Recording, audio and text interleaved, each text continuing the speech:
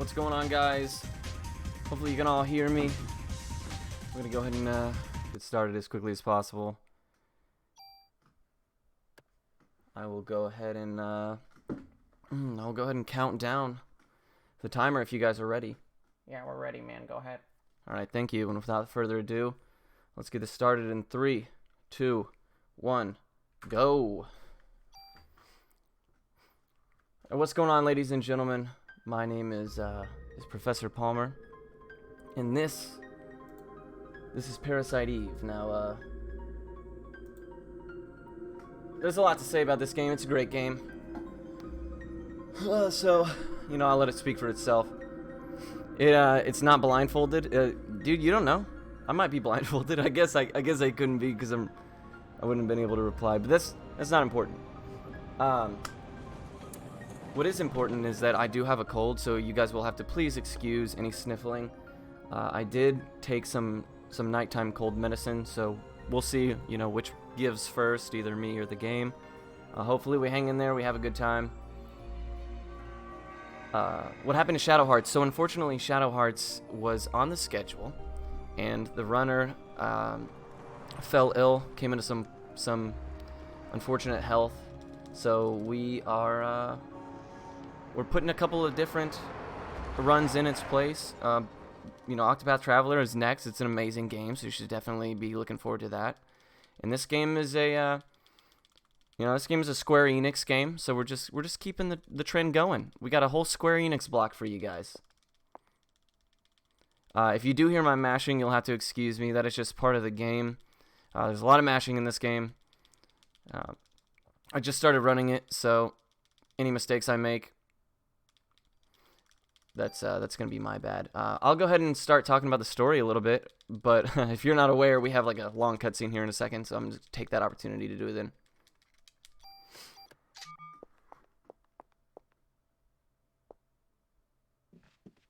Alrighty. Alright, cool. So right away, we have a minute and 28 seconds worth of cutscene. We do one menu, we switch to the club, and then we have another 3 minutes of cutscenes. So in the first 5 minutes, you got about 30 seconds of gameplay, give or take, 31, 32. And this game was called the Cinematic RPG when it was released. It was released in 1997 in Japan, 98 in America. This game came out in between Final Fantasy VII and Final Fantasy VIII. Now, as you can see, it's obviously a huge leap graphically from Final Fantasy VII. And a lot of the Final Fantasy VIII character models, with the newer multi-polygonal style of character models, was based on this. A lot of the character models were actually just taken from this game, and then worked on a little bit and led to Final Fantasy VIII.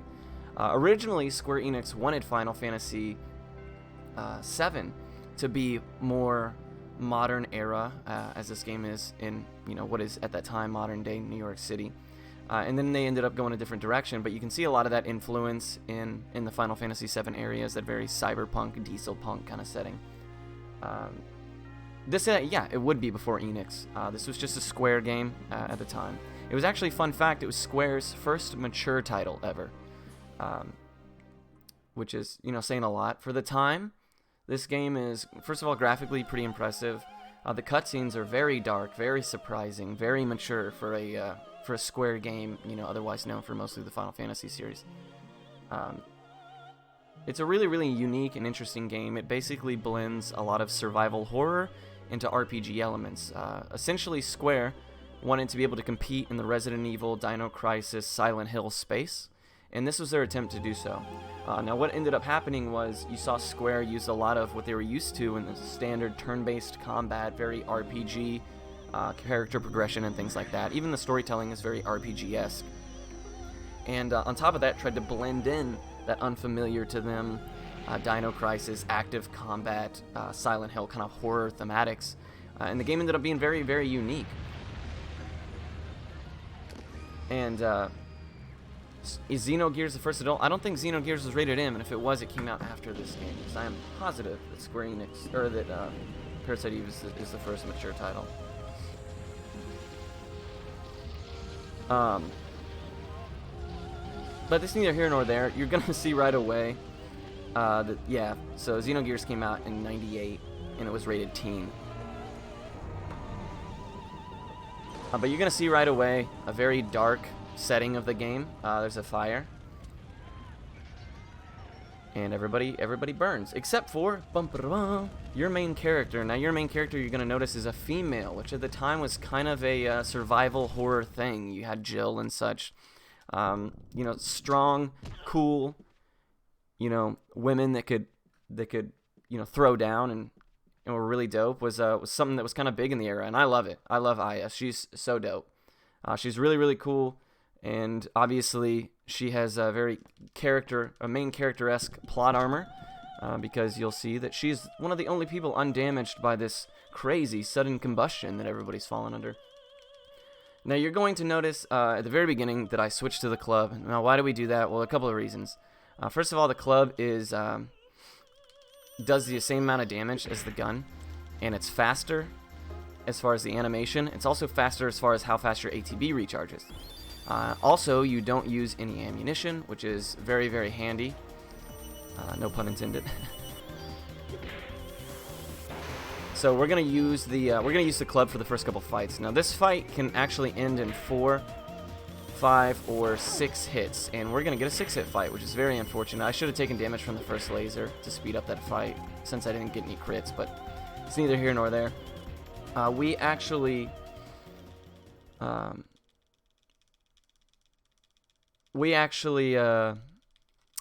got a really bad RNG there. Now, typically that fight ends in 5 hits. If you get a crit on 2 of your 5 hits, it'll end in 5. If you get a crit on 4 of 4, it'll end in 4.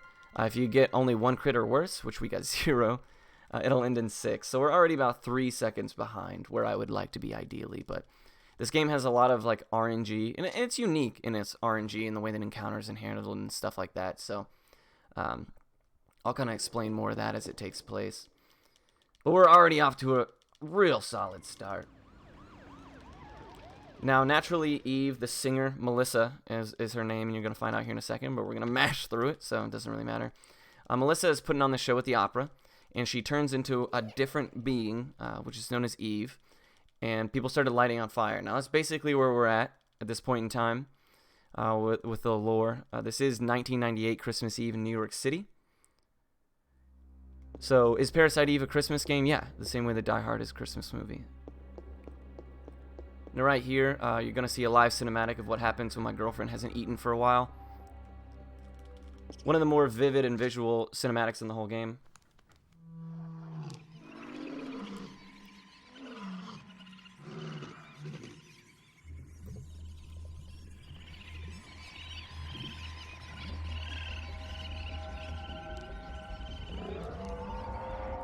Blindfold. How do you guys know I'm not blindfolded right now? I could be. I'm just doing really well.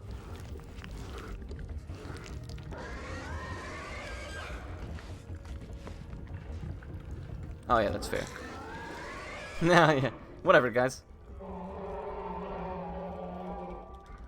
Yeah, I have it reading out. Oh, so this is pretty good RNG right here. Oh, we didn't get the crit to follow it up though. So what can happen is that rat can move a couple different spots. We want him to move as close to us as he did, and then you have the opportunity to, if you do get a crit right there, to end it in 1 hit, and we didn't. So far we are 0 for 8 on crits, which is pretty bad. So this screen right here, I know I make it look insanely easy because, you know, your boy's a legend, but actually a lot of the movement in this game is kind of wonky. You'll already notice that her running speed is very slow. This is her running speed. You have to hold in circle for her to run this quickly. Otherwise, she walks at about half this speed. But a lot of the room, because all the movement is done through D-pad, unless you have an analog controller on the PS2 that you choose to use. But the game was designed for D-pad.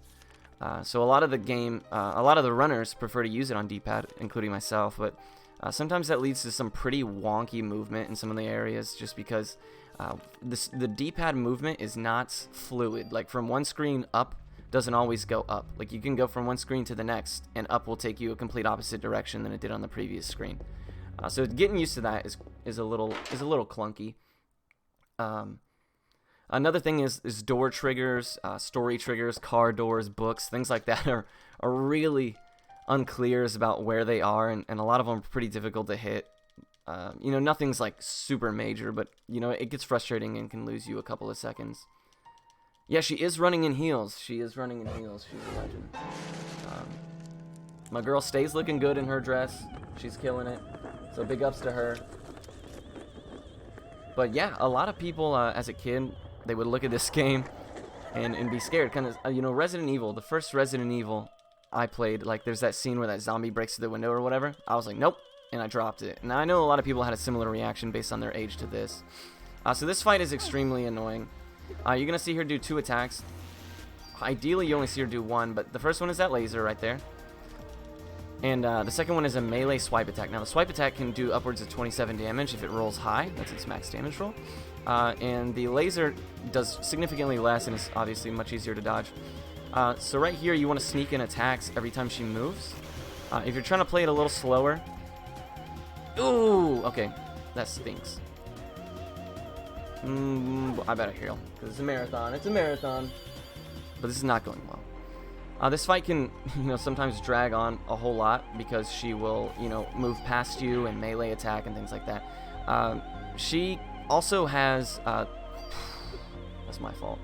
There's this thing called contact damage, which is what you saw me do a second ago. Whenever you bump into an enemy in this game, you're going to take a small amount of damage and receive a quarter second of knockback, which is like a little stun. Now, the unfortunate thing with that is like it doesn't impede enemy movement, so they can move through you, put you in that quarter second of stun, and force you to miss your attack animation, which is what you saw me do there. That was not a great Eve. Would I reset that? Probably. I reset this game a lot, but it's a marathon. It's chill. We got a lot of time ahead of us. This game is a pretty relaxing game in the grand scheme of like really challenging speed games. It's not super difficult.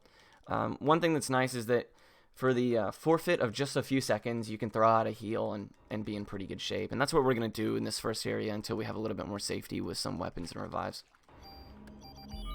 So right here, you got a fight against 3 rats. They always moved in a fixed pattern. So I like to come down here and do this. And then I'll run up here. You want to shoot the one that's fireballing. I would have preferred for the right one to have done the fireball because I moved so close to him that he meleeed. And after they melee, they have a chance to immediately move again, and you don't want to see the actual miss. Another thing you'll notice is that I'm ending the screen as close to the next screen as possible. And that's just to save a little time on these pre-rendered backgrounds. Oh boy, that was unlucky. So this frog right here is a nasty dude. So we're going to have to probably... Oh, he skipped a turn. The frog's hitbox is wider on his right than it is on his left. So we're always going to try to dodge to the left. If we get one more crit, we can end this in a single... Oh! Never lucky. And that the frog's hitbox is actually surprisingly really, really hard to figure out. The first time you run this game, you're going to miss a lot. We're going to get this gun here. We're going to change to it in a second, but first we got to pick up 2 offenses and then attempt the one and only skip in the whole game. Whether or not we get it is not super important. It saves about 15-20 seconds, but at the same time, it's not mandatory. Depth perception is the thing that's really, really interesting in this game. It's not always easy to see where you're at. Oh, we got an offense too. Okay, that's really good luck.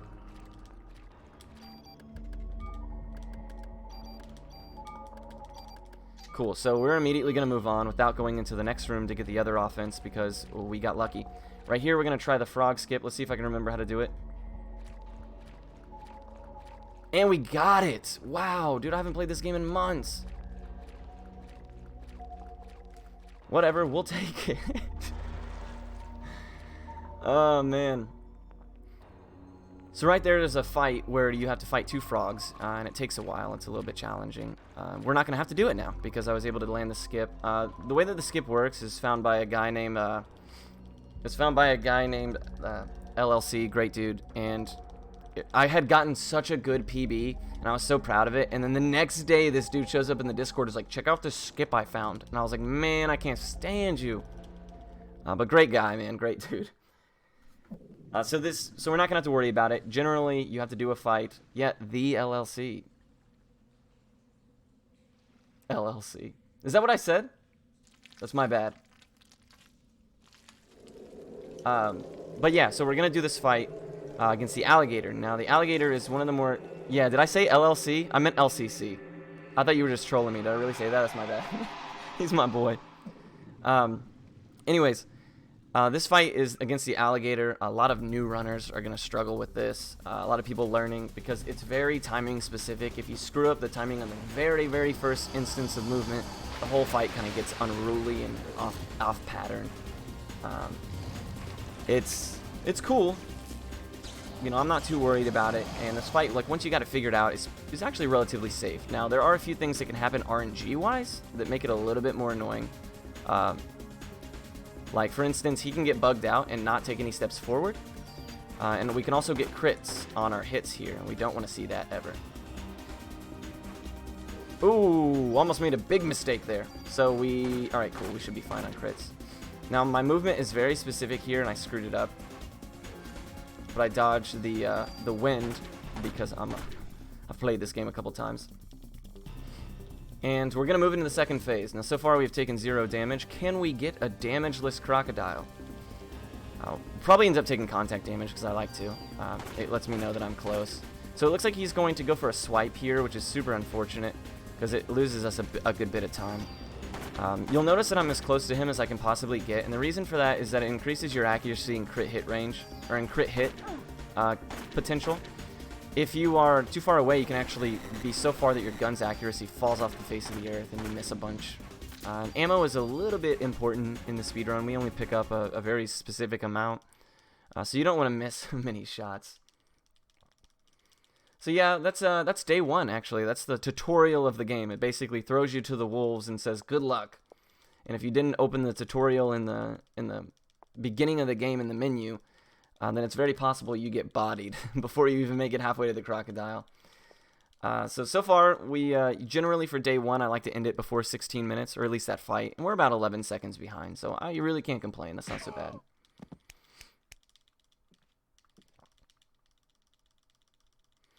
Does somebody speedrun 1,000 Arms? That's the best thing about that game is the experience. Yeah, well, because you can't skip dialogue or cutscenes, you get the experience, my man. Trust me.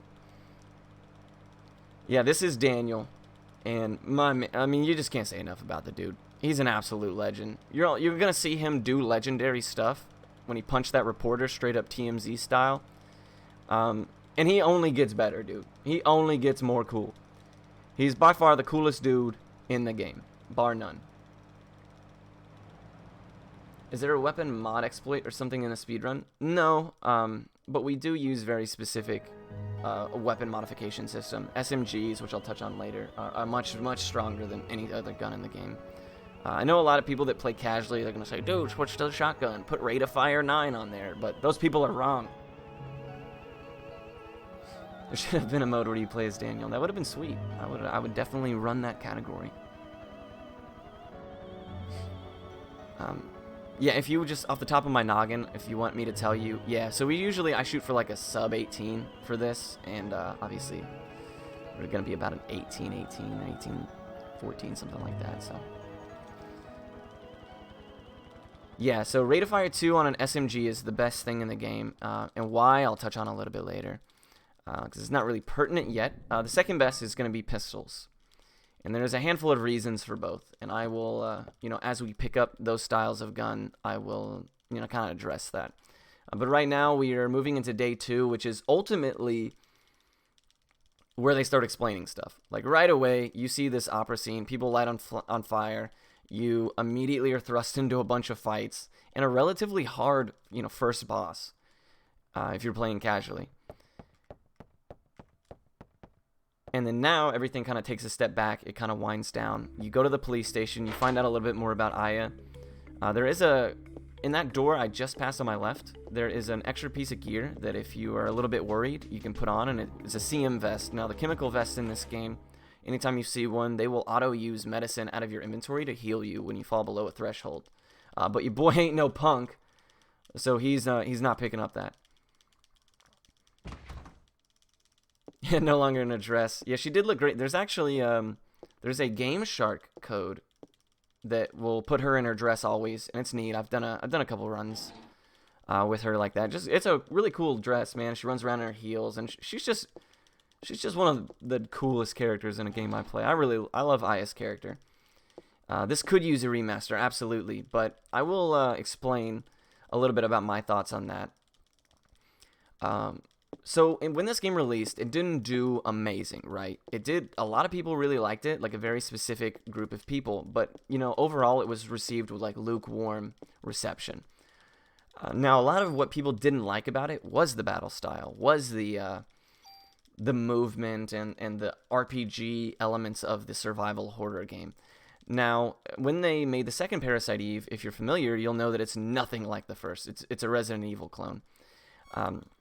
So the things that made this game not do well are the games that us purists really like about it. Sorry, I was fucking not paying attention. Oh my goodness. It's been a while, guys. I apologize. Parasite Eve 2 is a Resident Evil clone, right? And it's so much different than this game. And the reason they did that is because, of how well this game was received and the elements that people complained about. Now, those elements are the same elements that those of us who love the game really love about it, right? So you're in this interesting situation where, as a remaster, you kind of have to just redo those things that made the game not great to begin with. But because the second game was the second and final game of the series, was unlike this one, it created such a uniqueness for this game right here. And that's kind of its charm. And the issue with that is, in a remaster, you have to basically be able to replicate those, as opposed to, build on them or make them better. I think the people who love it and want a remaster would be very displeased if you changed those things.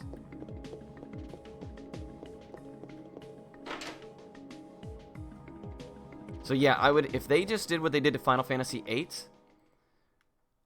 which is just make it prettier but ultimately the same, I would be over the moon. That would be amazing. But I'm not sure I would be super, super fond of them changing a whole lot of elements of the game, because, that's kind of what's so unique and special about it. What's the problem with the third? I don't know what you're talking about.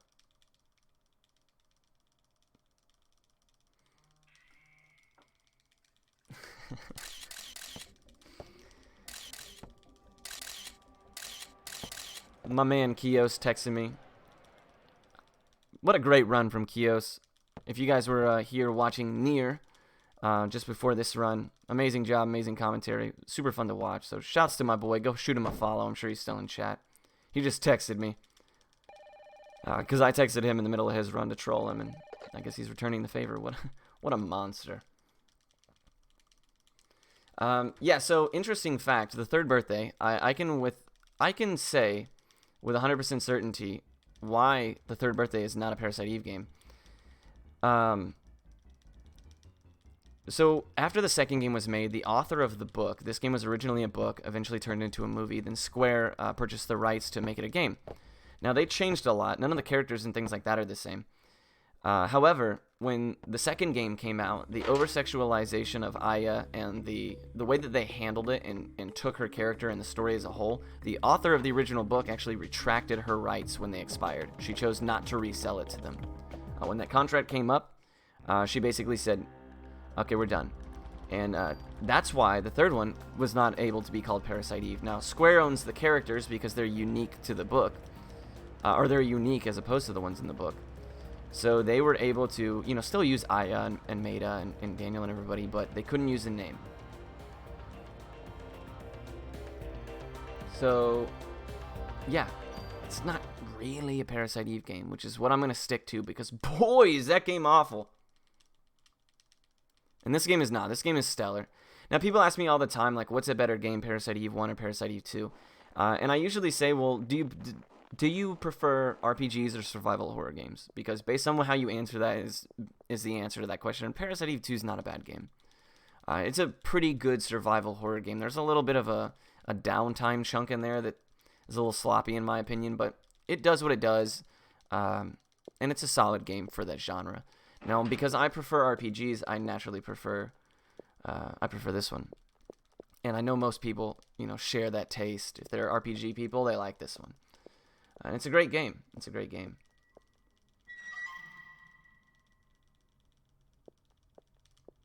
Now, we have a long mashing sequence here, so I'm going to kind of explain some of the story that I've missed thus far during that. Everything I'm doing, trust me, I'm explaining it in very specific chunks because there's a lot of chunks of downtime that I'd prefer not to do nothing with. Now, the movement I took right there was very specific. You want to hit that trigger as close to the left as you can so that you're closer to the book. Really simple, right? But that trigger is obviously, like, you can't see it, so you got to just, oh, man, you just got to get used to it. Yeah, thank you so much for the luck. Thank you so much. I've played this game probably more than any other game that I've ever played. Definitely more speedruns. So I do have a handful of facts here and there, but this guy you're seeing right here is Clamp. Every time you see him is pretty disappointing because anytime that his face or this office is on the screen, you got a lot of mashing to do. There's like 3 instances, I think, where you have to come into this office and talk to this guy. You can't trust anybody whose computer is flashing like that. And man, he's not excellent. Now, he is quote-unquote the bad guy in the game. He's kind of got like one of those, like, I'm doing bad for the good reasons backstory. So, you know, he's not like the bad guy, the villain. But, you know, I don't like him. I can't stand his face. So up until this point, you'll notice that we are a detective, a rookie detective, actually. Now, our partner, Daniel, is a more veteran cop, more veteran detective. And Aya was on a date in the opera house when everybody burst into flames. She chased down the culprit, and Eve, as she called herself, managed to escape. Now, as Eve and Aya had a little bit of dialogue before she took off, she explained that, like, she's awakening mitochondria, and she's here to resummon the mitochondria. Now, Aya, having never attended 5th grade biology, has no idea what mitochondria is, and neither do any of your cop buddies. Needless to say, New York City's public school system is shoddy at best. However, we're gonna go back to the police station. We get a call from the guy we just spoke to saying he knows about mitochondria, and Aya says, "Oh man, we gotta go talk to this guy." So that's what we do. We go talk to him.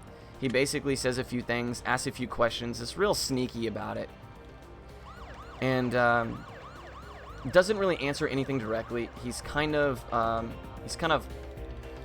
you know, tiptoeing around the subject, and he's suspect, right? So we take what information we can. We return to the police station, and we go into a press briefing. Now, the chief of police told us, "Don't say anything about mitochondria. We're gonna tell them that there was a gas leak or something. We don't need to tell them that a demon is lighting people on fire because." This is New York City. They got enough to worry about. And this is one of my favorite scenes in the whole game, because if you look at this chalkboard behind Baker here, you got like what looks like a stock image of just a random chick, a map of what looks like Vice City, and then like a diagram that's like completely not filled out. Like, what? Look at this board. What does this tell you? There's no information here. My man Bick, thank you so much for the love, dude. Shouts to Bick. My man did a crazy FF5 run where everything went absolutely perfectly. It was a stellar run. So shouts to my boy. Right here, we're going to do a quick menu. Oops. Sorry, I'm a little out of practice.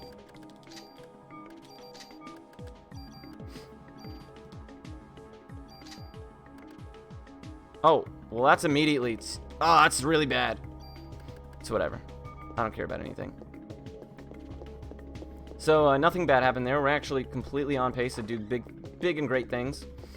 Let me brainstorm what I need to do here. Oh, I'm fine. I got a solution, everybody. Don't worry. So in here, we're not going to choose anything on the world map. There's going to be a cool little neat cutscene where we're going to drive at the speed of light. My damage is going to be a little bit off, but it shouldn't matter a whole lot. I have a handful of backups for marathon purposes. I screw things up all the time. I've also not run this game in many months. It's kind of become my Frankenstein. I try not to run it if I can. But yeah, as soon as Bick showed up, things got out of hand. I think it's my just desserts for playing a Nerf ad in the middle of his Final Fantasy V run. Oh, goodness.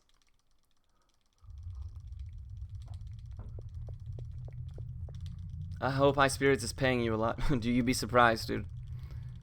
Needless to say, your boy's making that bread. But right here, you're going to notice we heard from the police chief that Melissa, the same person who lit everybody on fire last night, is performing at this Central Park. And Daniel says, oh no, my kid is going to that show.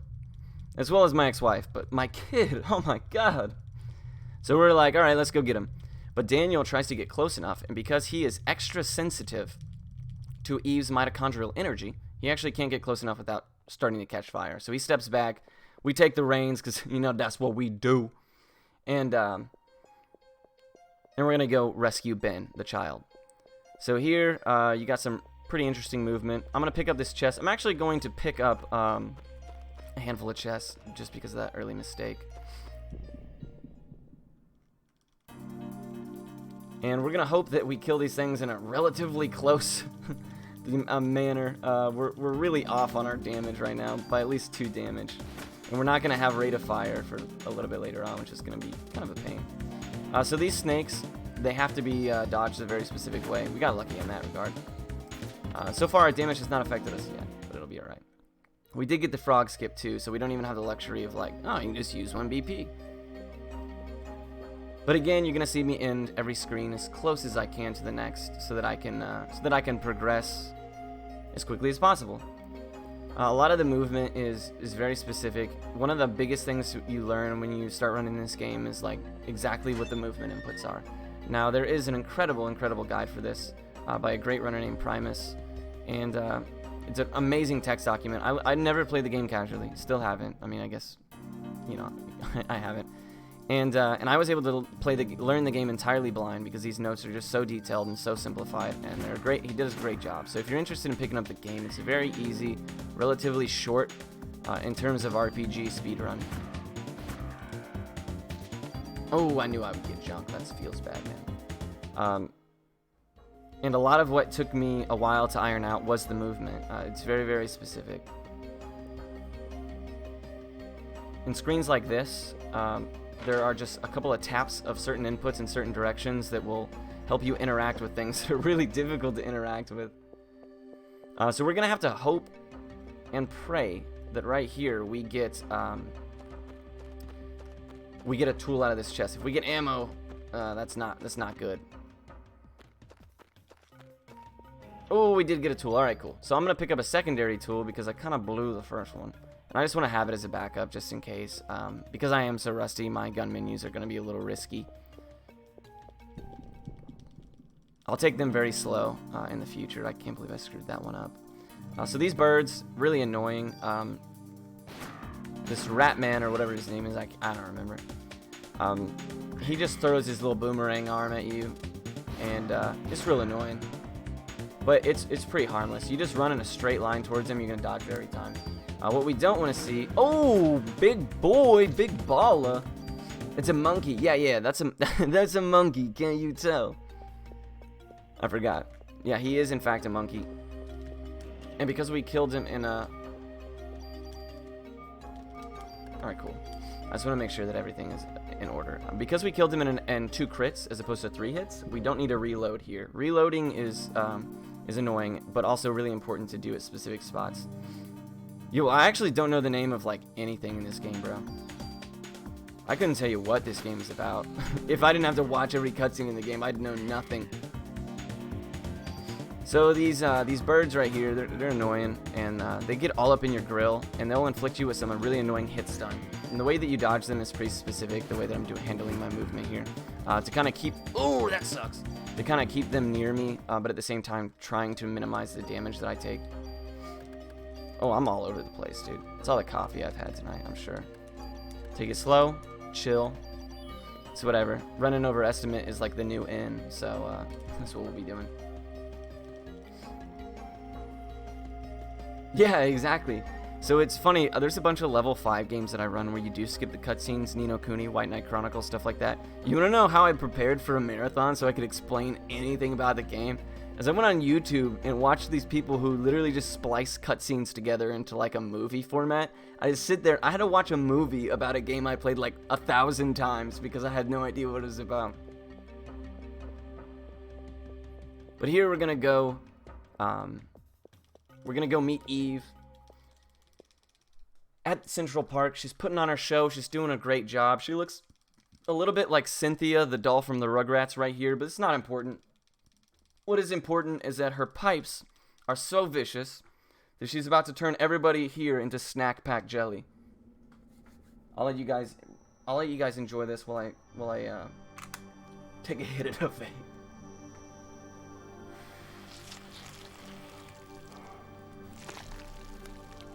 I am 2 damage under still, but I think I can remedy that by picking up a gun at Shiva. Until Shiva, we're going to be a little out of place. I should have probably picked up the pistol at the very beginning of Central Park, but it's whatever. We're kind of figuring things out on the fly, and like I said, I'm not super good at this game.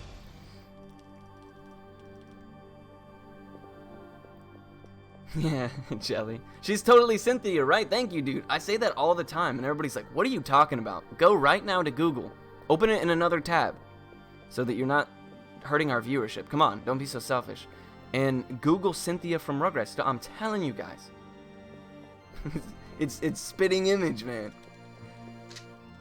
Is this Stranger Things? This is actually the inspiration for Stranger Things, the 3rd season. Tell me I'm wrong.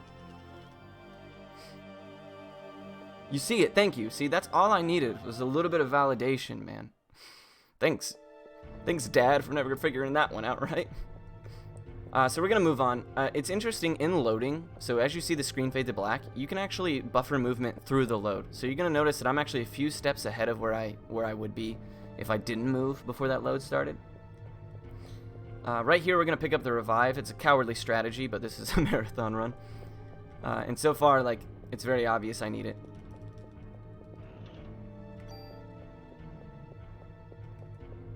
I'm going to go actually take a slow backup strategy here as well to pick up the secondary tool. That way I can have an extra tool to get my gun back where it needs to be. I think I'll be fine as far as rate of fire is concerned. I'm trying to remember what we use the M84F for. I think it's rate of fire.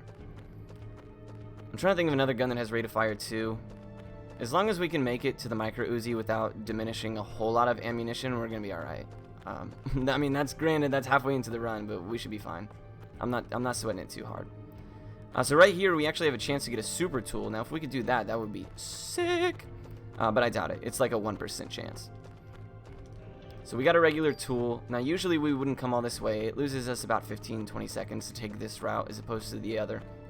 But having that extra tool is going to be important because I flubbed one of the gun menus early on.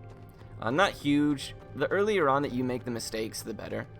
Just because they're a little easier to remedy. Now, as you get later on, one wrong gun menu, like at the M8000 at the end of the run, can just completely end you. I think I did that in the first questing for Glory. I screwed up the very last gun menu, and bro, I lost like 15 minutes because of it. It was hilarious. This fight here is a little dangerous.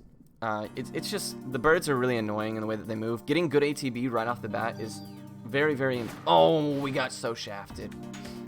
It's whatever, dude. I don't even care. We're going to take damage here on purpose. Everything I do is on purpose. So if you guys see what looks like bad gameplay, just know that it's completely intended. Yep. All according to plan. So I missed that shot right there, not because I'm bad, but because I wanted to get my ammo track back on count. We're actually going to take all this. And then I'm going to sort it out.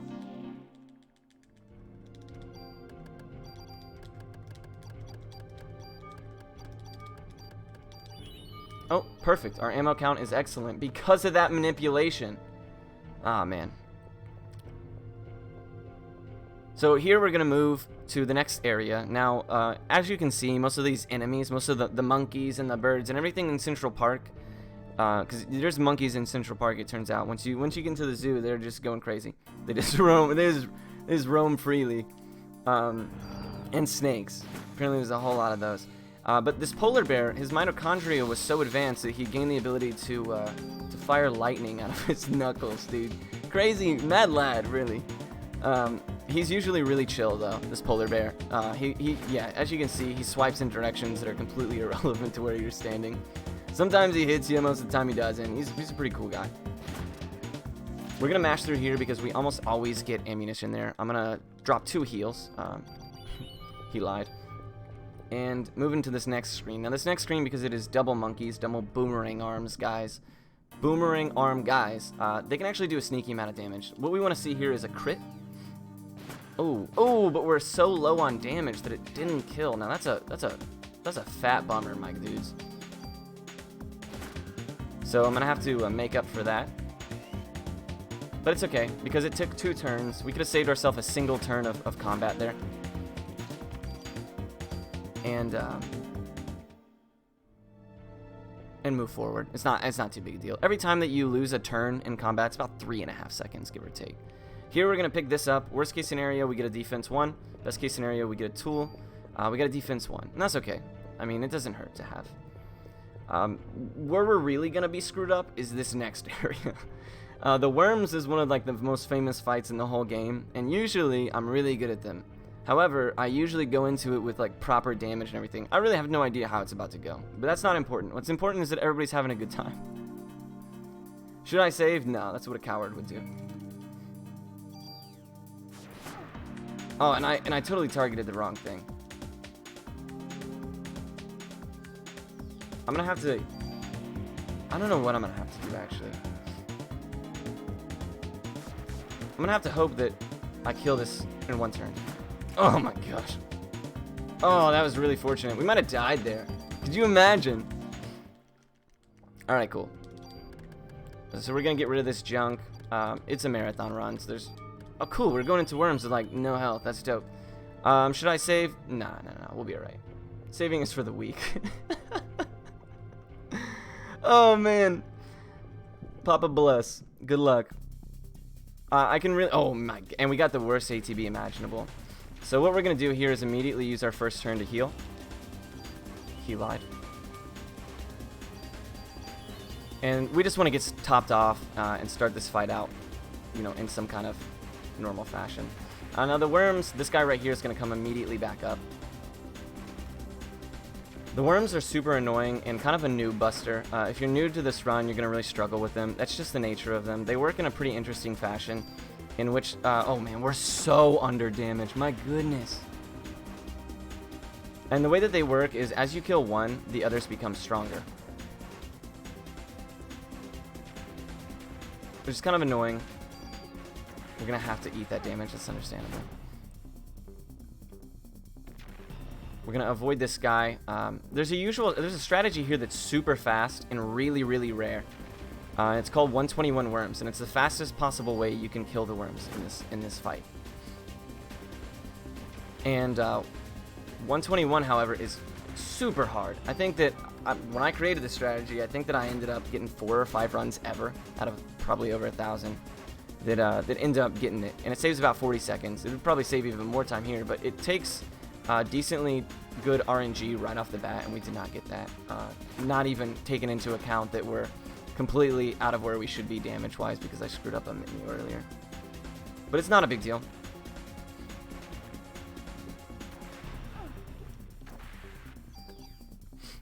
We're probably going to need a heal this next turn, and that's okay. I mean, it's a little cowardly, but you know, it is what it is.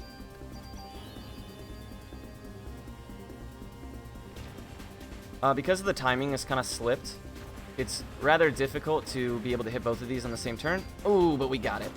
The next one probably won't be able to, so I'm going to go ahead and heal just for good measure.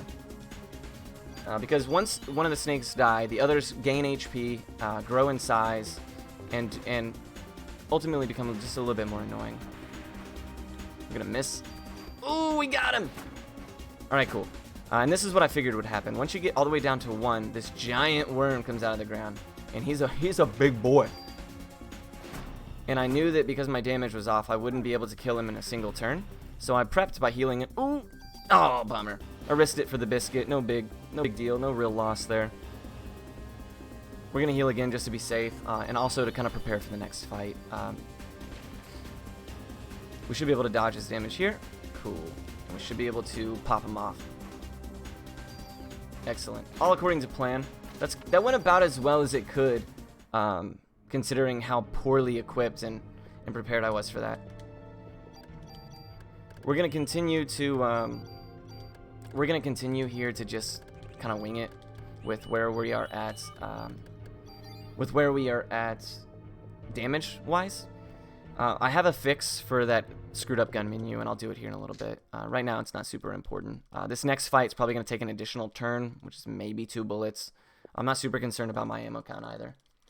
So yeah, I mean, we're at the sake of losing a little bit of time. You know, we're just making sure that the run goes the way it needs to. And we're better on medicine than I figured we would be. I have a solution in my head already for the gun thing, so in no time we'll be back to exactly where we need to be, I hope. And if not, we're just going to wing it, right? You guys are going to get to see a run like no other. And then we can all blame it on Big Fong Balls. This fight right here is actually really challenging because the amount of space, challenging to learn how to do it quickly, right? She has 2 attacks. The one is a melee attack. And she's going to swipe at you, and it does a tank load of damage. And the second is that, where she goes up into the air. Now, when she goes up into the air, it's considerably slower, but way easier to dodge. I'm going to try to bait her into melee attacks. Now, sometimes she just chooses, even if you're right in front of her, to go up. There was bad movement on my part on the very first one, but that one was kind of on her own decision-making. You want her to swat you like that, because as you can see, it's significantly faster. I was right in front of you, brah. Another thing is, even though that hitbox is gone, or even though the animation is gone, that hitbox lingers, so you can totally still take damage there. We're about 2 minutes behind where I like to be in a vacuum. So really can't complain. Considering the very first important menu, I completely did it wrong, so. Just kidding. This is new strategies. Hopefully all the new runners are watching. Because this is how to save a run that you have no idea what you're going to do next. Anyways, so here we are in New York City. I'll catch you up on this point now that we got a little mashing section that's going on. Here we are in New York City. We go to the park to rescue Ben, Daniel's son. We're also kind of there for Lorraine, Daniel's ex-wife, but she ends up dying. And really nobody says anything about it. They're like, whatever.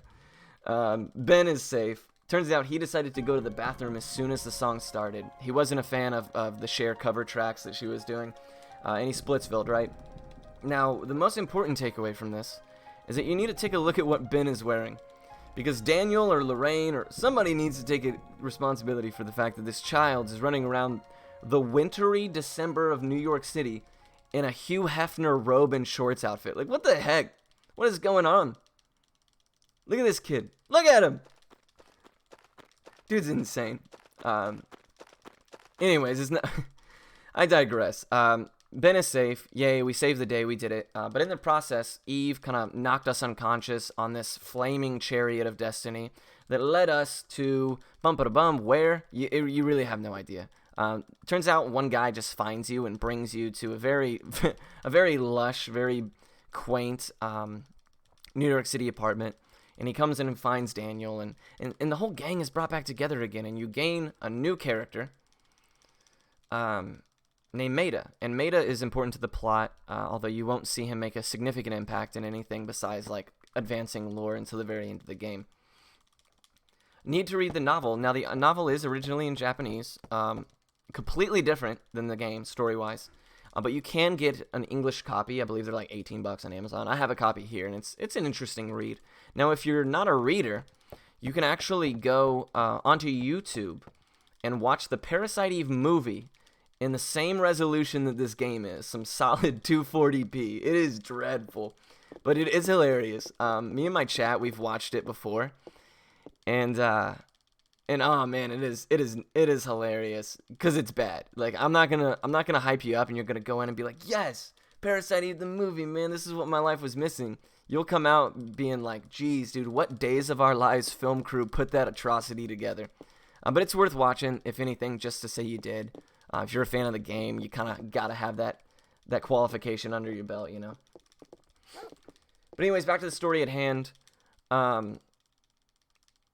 Daniel, still wanting to do his job, very dedicated police officer. He drops his kid off to be babysat by the kennel master at the police station. Turns out New York City budget cuts real severe. There's only one dog in the whole building, and they're like, yeah, we'll just leave the kid with the dog. Like, obviously he'll be alright, you know? Very trusting in the 90s. How anybody survived an era where there was smoking on planes and very few seatbelts, like, is beyond me. But now the police are taking it upon themselves to clear out the city, to evacuate the city, so that they can kind of tackle this issue and get as many people out of the, you know, the quote-unquote blast zone as possible. The interesting little ominous skate right here is a good sign of when you need to come back from a bathroom break. So that's the importance of that cutscene. And also it kind of explains why there's no traffic in New York City, which is like, you know, really something that doesn't happen. This guy right here, his name is Maida. The cops are telling him he needs to get out of town. He says, nah, I got something to do here. I know why this is happening. This dude calls him a mildly racist name. I think he refers to him as like as a Chinese slur, even though he's a Japanese guy. It's what's unimportant is that he lights on fire. Now, why does he light on fire? There's really no explanation. They kind of just hope that you don't ask. So he bursts into flames. Maida splits.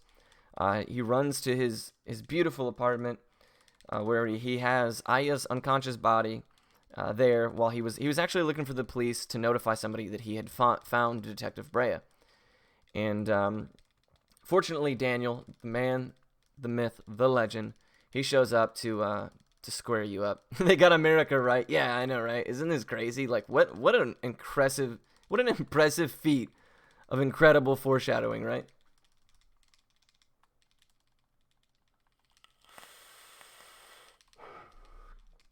It's like, dude, I love New York City, man. The cost of living is a little bit out of hand. But, man, the sights are amazing. It's just the spontaneous combustion. It's a super bummer. I was dating this chick. Things were going like super well. But you know the combustion. It is what it is. Sometimes nature just do that.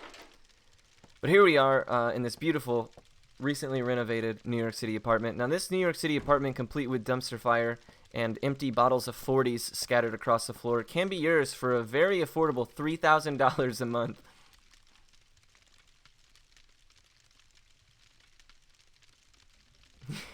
$2K a month rent, exactly. This Maida lives like an animal. Just look at him, dude. Yeah, I know. I feel like I might be underselling the property value. Now, it is in a nice area. The schools are all right. There is a mild police presence, but that's okay. Yeah, I paid $4.5 grand when I lived in Manhattan, and I didn't even get electricity. The audacity.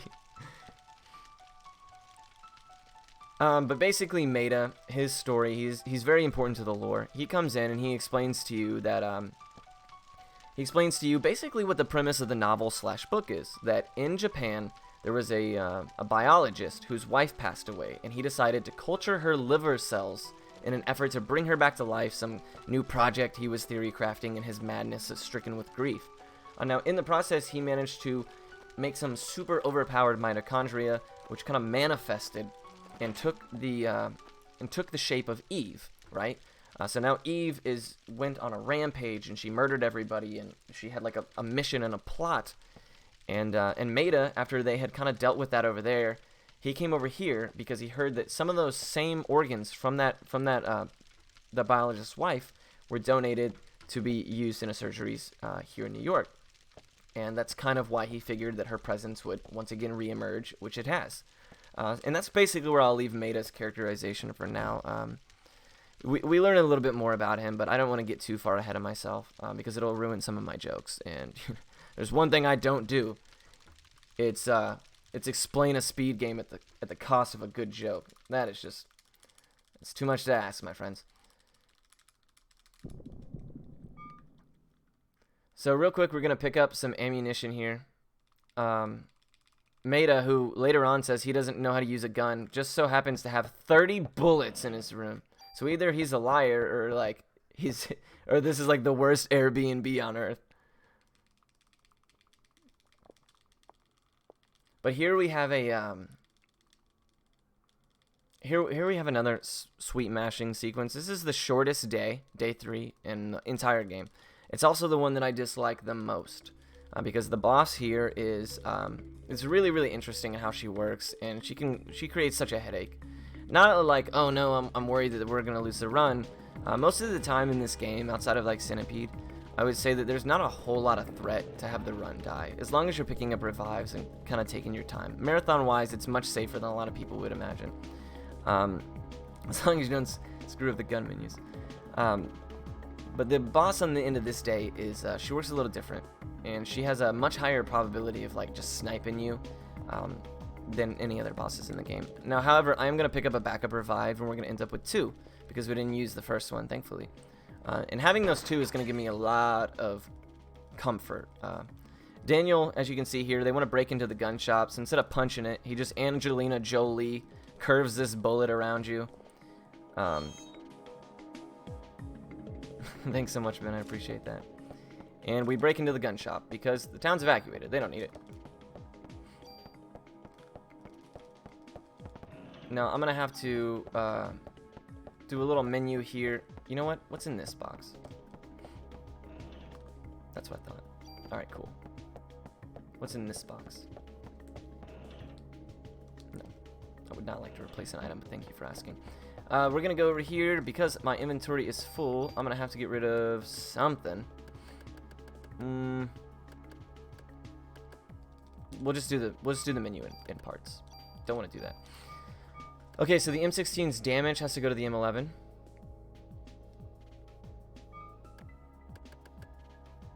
Oh, big yikes. Big yikes. Okay, so this is only how much damage?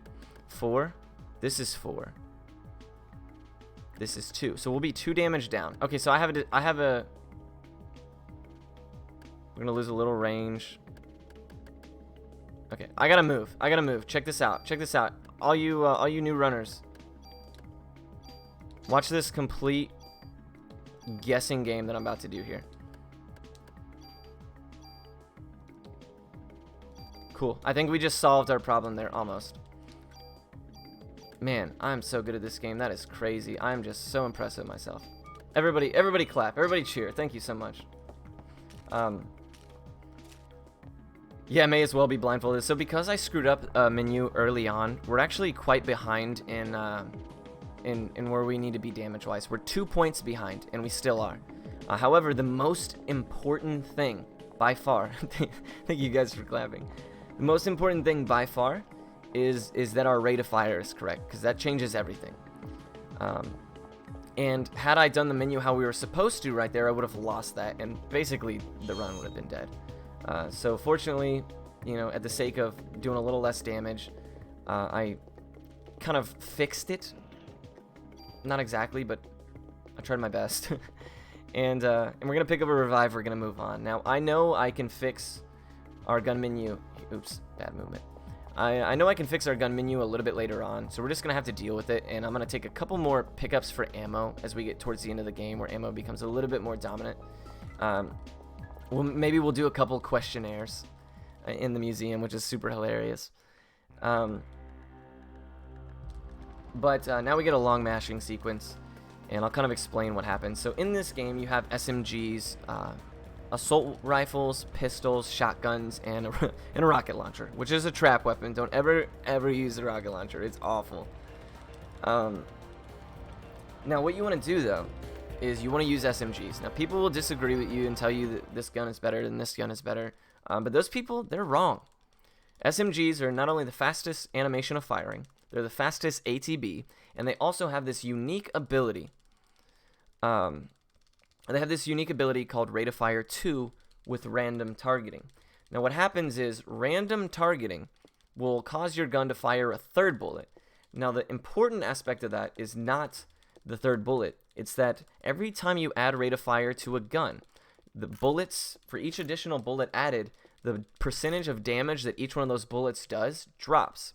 So if it's a single shot gun, it's going to do 100% damage on that bullet. If it's a Rate of Fire 2 gun, it's going to do 66% damage on each of those bullets. So as you can see, as you get further and further into higher rate of fire, you think, oh, 9 bullets.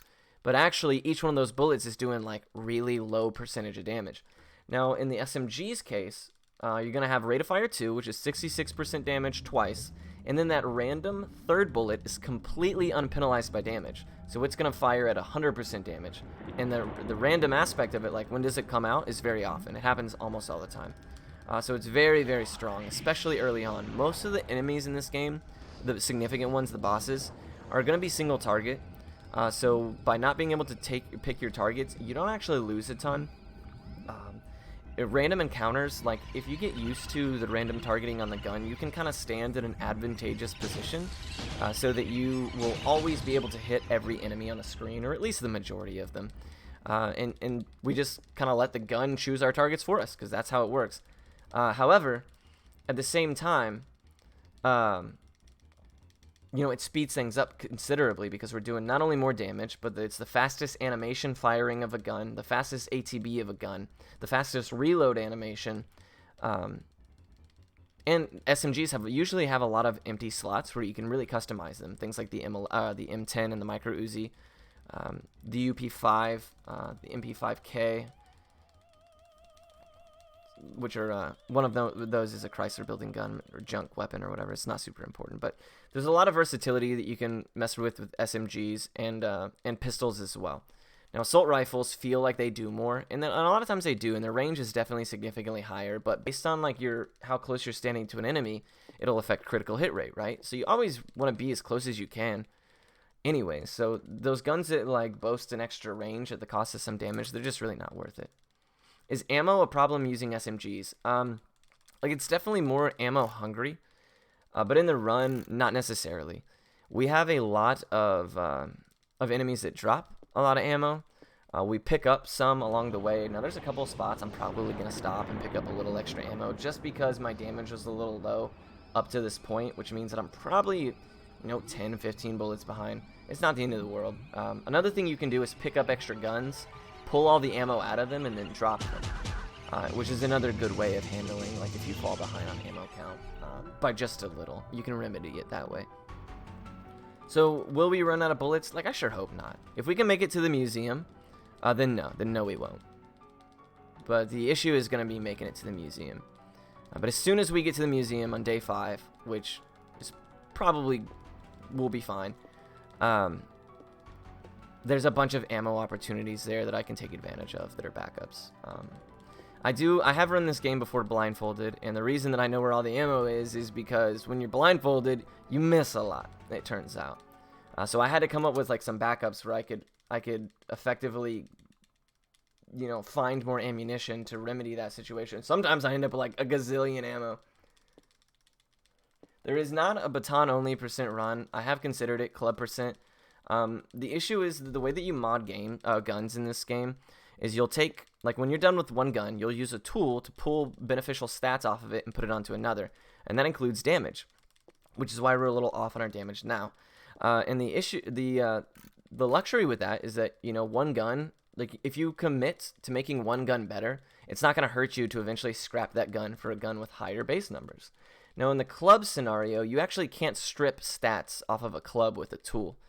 So the only thing you can really do is make that club stronger by using BP. Now, we get a really limited amount of BP in the game. Sure, we could get the club 2, which is actually in that weapon shop I just left, if we wanted to, and we could probably make it work. Now, this run, I think my PB is below 2:40, 2 hours and 40 minutes. It's a little shorter than that. And I think a club % run would be closer to about 6 hours. Hey Rudy, my man, thank you so much for the luck, dude. I appreciate that. Anybody from the Parasite community, I got a whole lot of love for them. Lately, the game's really picked up. I know a good group of friends, some really, really cool guys, are kind of, going back and forth with each other, putting up new times, and it's really been awesome to see, man. A lot of people went way out of their way to help me get into this game. It's my first speed game ever, and help me learn, and it means a lot to me, and it really set the precedent for what I expect of speed gaming communities. And I'm really thankful and happy that it was this game and the people that I met. When I started running the game, there was only 7 runners. I think there's over 20 now, which is so freaking good, dude. I love this game, and it's a really great speed game to pick up. So I can't thank the people in the community enough, both for choosing to learn the game and the ones that helped me out a lot in the beginning. But now that we've moved past that that daytime Emmy monologue, we can go back to the real meat of this speed run, which is now we're in the NYPD, and I'll have to explain random encounters. Now, random encounters in this game, they're not exactly random, and the best way to explain it is to say, like in this next screen that you're gonna see me take a fight at, I'm gonna get that fight in that spot every single time. Like, these fights are fixed on certain screens. Like, you're gonna get it no matter what. However, every time you traverse back through a screen where a guaranteed fight was, the chances of getting that fight a second time, or however many times you go through it, is halved. So I'm going to go through a screen, I'm going to take a fight there, and then I'm going to go in, do something, and then I'm going to come back out. Now, when I return back out, there is a chance that I can get that fight again, a 50% chance. There's 16 screens we go through twice in the game, and there's one we go through 3 times. I explained earlier why, like, by author rights, the third birthday isn't a Parasite Eve game. It's also just for the meme of, like, you know, we don't want to take claim to it because it sucks. Oh, this is unfortunate because of my damage rolls, and my poor statting on my weapon. That took an extra turn. Now, this fight always gives you an offense, so it's really important to take it, even if you do get a junk from a bird. Birds are notorious for dropping junk. The third birthday sucks. Like, it's not a good game. It's fun, and it's like a funny little game to play once or twice or whatever. But if you're like a diehard fan of the series, it's not gonna please you with the way that they kind of portray a lot of the characters, especially Maida, he's really creepy in that game for some reason. But this guy right here, the guy who's dead with the ponytail, his name is Wayne, and he died. Big shock, because Eve broke in here, and Torres. Is the one who died, and Wayne is the one who's helping you now. Ooh, I made a mistake. I always do that. We want to get rid of all this crap that Maida has been giving us. Jeez, we have so much stuff. We're going to come over here and pick up some extra ammunition. We don't need a medicine. I'm going to pick up extra ammo from Kathy here in a second as well. Now, we got a 50% chance of getting that fight again, and we didn't, so that's good. That's really good RNG, especially considering we're a little under where we'd like to be ammo-wise, so I'd prefer to get 0 fights here. Every single one of these NPCs that are on the ground, you can actually talk to a second time and get ammunition from. So there's another 6 ammo, so we should be already back on track. There's no way I've fired 21 more extra bullets. But I'm going to pick up 2 more. I'll probably pick one up from old Baldy and the dude that's passed out in this room. This fight right here is actually considerably more dangerous than I give it credit for. I'm actually going to wait out this fire attack so I can be in a more advantageous position for this rat. Now, these rat boys, they do a ton of damage, man. We don't need it.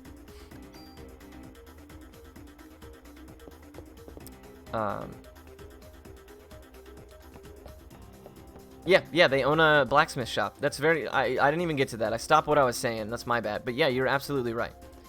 In Lindblom, they reference these NPCs. Now, when Torres died, his story is actually quite sad. Like, he had a daughter pass away at a young age from, while he was cleaning a gun, or a gun-related accident. And as a result is very against guns. So he became like the gunsmith, the gunmaster of the police station in an effort to like positively influence people through guns. And then, you know, he ends up getting killed. So you feel bad for that guy, but, you know, it is what it is. Wayne, who on the other hand is very pro-gun. He's a gunslinger. He's always like combining neat guns and stuff like that. He's now the gunsmith, which is dope. But we're going to get ammo from everybody. We should be way good on ammunition now. I'm not concerned. Here we're going to pick up the CM Vest 2. And it's, ooh, don't want to drop that. Oops. We actually have a surplus of defensive items, which is nice. Going to make sure I equip it, because I've done that a heck of a load of times. And we're going to heal. Now, the CM Vest, as I mentioned earlier, anytime you see the word CM, that stands for chemical. Now, chemical vest will... anytime you fall below a threshold of HP, I believe it's like 25% or 30%, something to that effect, it's going to use a medicine in your inventory, if there is one available, to heal you, and it starts with the strongest first. Now, not to be confused with revives, which just automatically kick in if you die from your inventory. And it's very, very important for a couple reasons. The first one is obviously it helps you not to die, which is dope. Secondly, though, which is very, very understated, is that it thins your inventory. So you're constantly picking medicine and ammo and stuff like that up from enemies. I'm going to try to minimize the crap that I don't need as much as possible, but you're going to pick up a lot of stuff. And by utilizing the vest healing capability, you can... Oh, we're going to eat that. That sucks. By utilizing the vest healing capability, that was really lucky, you can force it to use medicine from your inventory, which, the positive of that... Oh, shoot. Did I equip it? I could have swore I did. Oh, get wrecked, bro. I did. Wow. I must have been like right at the point of healing.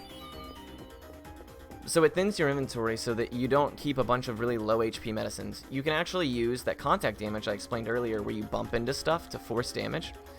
You can use that damage to proc if like you're 5 or 6 HP away from being healed by your vest. You can take that contact damage, force the heal, and kind of manually go through your inventory without having to, like, you know, open the menu and say and figure everything out.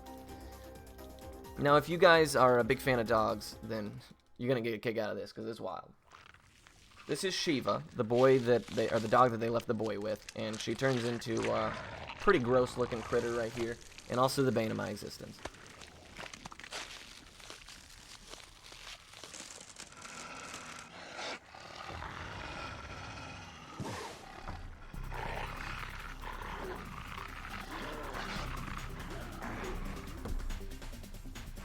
Yep, rip. She's good. She's good. We're gonna turn her back, guys. Don't worry. So Baker here is shooting to protect Ben. He runs out of bullets, and we don't arrive for like another 10 minutes, bro. So like, what he does to keep that dog at bay while we're not there is like, you know, it's pretty... I'd like to know, dude, 'cause it's hella interesting. The man in just bare knuckle boxes that giant Cerberus, I guess, for a while. I don't know. But obviously Shiva, if you're a fan of the Final Fantasy franchise, you're probably pretty familiar with the name Shiva. They decided to throw her a bone in this game. And we're gonna go kick her butt. The spiders, they throw something down on the a web on the ground called that will inflict stiffness. Now stiffness is basically slow. Now, however, ATB in this game is super, super important. Not only because it determines your ability to do damage as well as heal, but also because... Make sure that I'm good on this. I knew I forgot to use that. I'll just for safe. Forgot what I was saying. Oh, stiffness. It's ATB is your ability to heal as well as do damage. But stiffness also, same thing as slow. It also affects your movement speed, which is your ability to dodge and not take damage. So getting stiffness and slow is like one of the most annoying things in the whole game.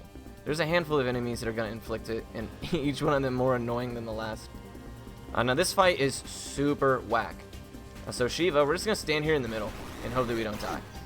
And pop a revive. That's why I got 2 of them. So Shiva here, she's the worst. She can heal herself, she can fire these laser beams. She can do a bite that can do the upwards of like 70 damage. She has a circular ability that's impossible to dodge. That one right there. And it forces you... I'm actually going to heal here. Because I guarantee you she's going to snipe me with the bite. And I'm going to end up popping a revive. Oh! And that's the other thing. She can heal. And because there's 3 targets and our gun targets randomly, we can't actually like dictate whatsoever whether or not we're going to hit any of the heads or a head that we want. Like if you spread out damage a whole bunch... this fight drags on for forever, and if she heals a whole bunch, same situation. Now right there, the reason that I ran into that laser beam is because the laser beam usually does in the range of about 40 damage or so. So I knew for a fact that I could take it, survive, and it would pop medicine on me, which is what happened. Oh, she's really being generous with those things, but I think we're gonna be all right. Oh, she skipped a turn. Excellent. So 2 of the heads are down. It should only be probably 1 or 2 more turns to get this 3rd one. Yep. we're gonna pick up this gun. We usually don't, but I actually got an extra tool just for this purpose so that we can get our gun menus back on track. Since we had to kind of improvise there for a little bit. I think we should be totally fine on damage and on ammunition after this, which is dope. And we're only probably like 2 or 3 minutes behind my PB, which I have about a 7-minute buffer in my estimate. I mean, if we do go over estimate, that's kind of unfortunate. I don't like to lose this much time this early, but we're already halfway through the game almost, so.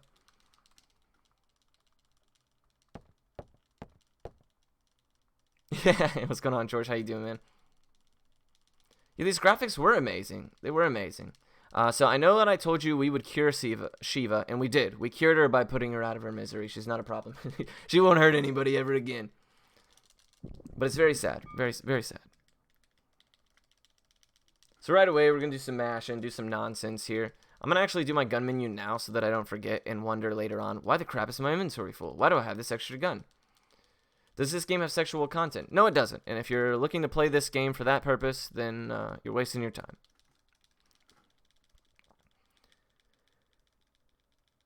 This game is not sexual or anything. It's just kind of violent. It's got a couple of things. It's like, ugh. Yeah, the Third Birthday and Parasite Eve 2 are a little bit more sexualized, which sucks, right? Because the reason I love Parasite Eve is because Aya she's just this, you know, bad ASS cop who just goes around. She's a strong female character and a lead in a, you know, in an era of video games where things like Thousand Arms were coming out, which is very, you know, not really doing women any favors. And it's cool to see such a totally awesome female character out here serving some action justice, right? Like, that's dope to me. I love her character. She's really really cool. I like her a lot. And you know, it kind of takes a little bit away from me that they went the over sexualization route, because she was already dope without having to be like, well, she's also hot, and that's kind of a bummer.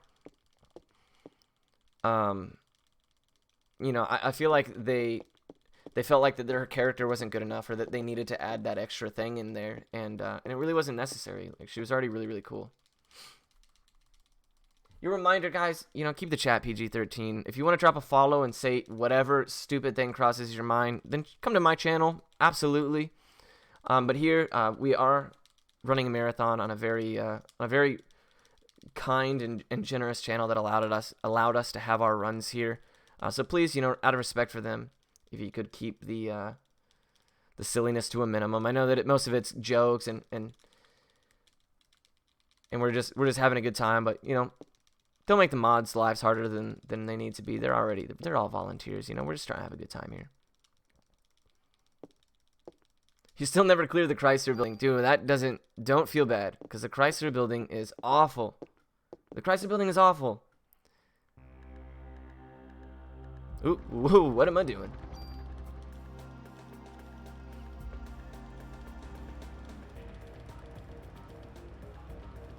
Yeah, you're welcome, man. You're welcome.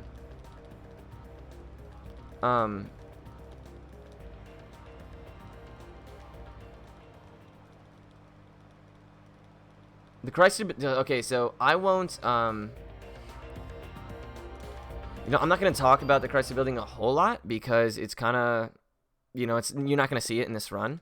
But the way the Chrysler building works is there's 77 floors. I think 66 of them are completely randomly generated. And every 10 floors, you fight a supercharged version of a boss from this game. Dude, it is hard. I did a 100% run once where I did all bosses, new game plus, and a floor 1 to 77 Chrysler climb. And it took 20 hours, bro. And it was miserable. I hated every minute of it.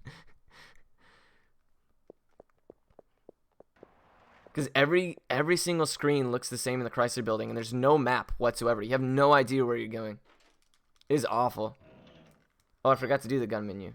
Hey, thank you so much for the luck and all my homies that are showing up. I appreciate you guys a whole lot.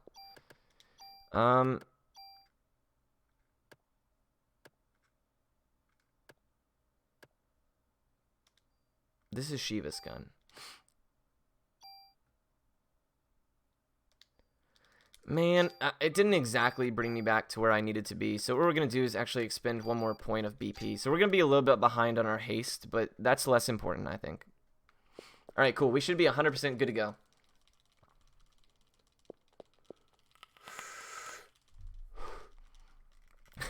A new coffee tankard. Unfortunately, no. I don't own a tankard.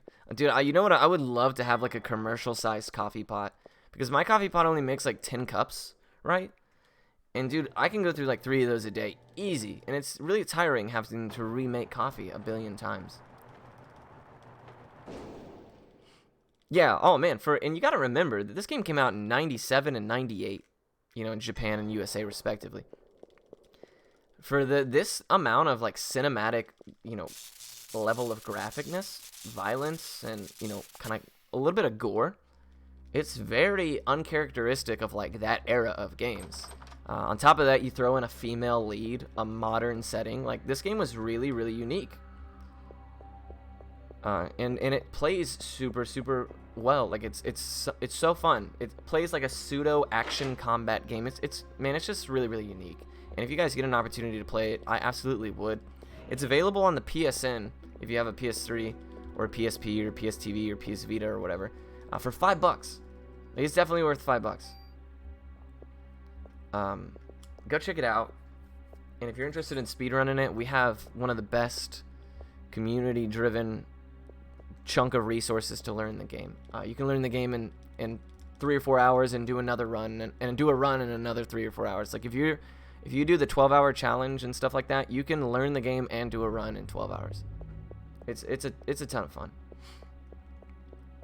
So right here, you're going to see me going through doors and stuff like that pretty quickly, and that's because a lot of the movement in this game can be buffered through loads, and that's what I'm doing.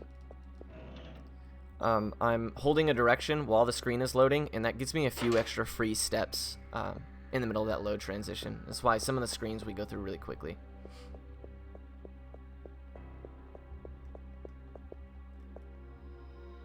I didn't like 2 when I was younger. I'm not crazy about 2 just because survival horror is not necessarily my thing.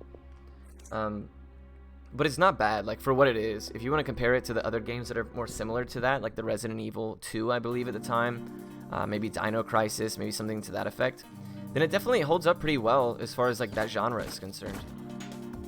It's just, you know, I prefer the RPG elements of this one, and you know, I was a little bit bummed that they weren't maintained as the game series progressed. Okay, so this guy right here putting down the green goo, super annoying. Super annoying. We're gonna take that. They throw down the green goo, which causes stiffness, like I explained earlier. And those little poison pods, they throw these little balls that give you a quarter-second hit stun and poison you. Now, poison is not super painful in this game outside of Central Park. It's really dangerous in Central Park because it does a percentage of your HP, and you don't have a ton early on. The hospital is kind of a nice place because you get a lot of medicine from enemies, and it's really difficult to die. There's not a whole lot of things besides this guy right here, the Rat Man. He throws a fireball that can crit and do 80.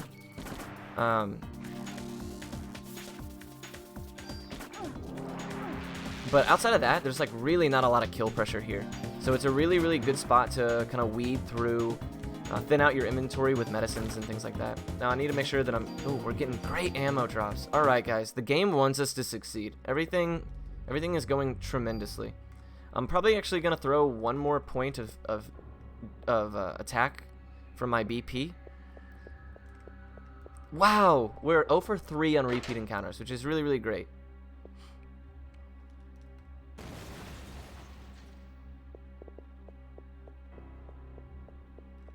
And we're having some really favorable luck. We're about 5 minutes behind my PB, but only about 3 minutes behind like a really good pace. And right here is the largest instance of RNG in the game.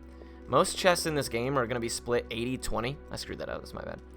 And the one here is actually 50-50. Now there's 2 guns I can get from this box. What we want to see is the Micro Uzi, because it's just a slightly better gun by about 30 seconds in a vacuum. Or the M10. Now we got... Ooh, the M10. That's okay, though. So we have to handle things a little bit differently here on what we decide to do. But it's not going to, like, make or break us. We'll throw any random medicine in here, just for the sake of throw medicine 1 in case I forget to get it back out. So this menu is very important. M10, we're going to throw M11 these. M79. Rate of fire 2. And then... And I'm going to throw... Oh, we don't have it. I'll throw one more damage on there just to feel safe about it. Pick up this medicine. And now we'll... Oh, did I equip it? I always forget to equip it. Yeah. So she defaults back to the club, which is hilarious. It's alright. Just lost us about a second and a half, but...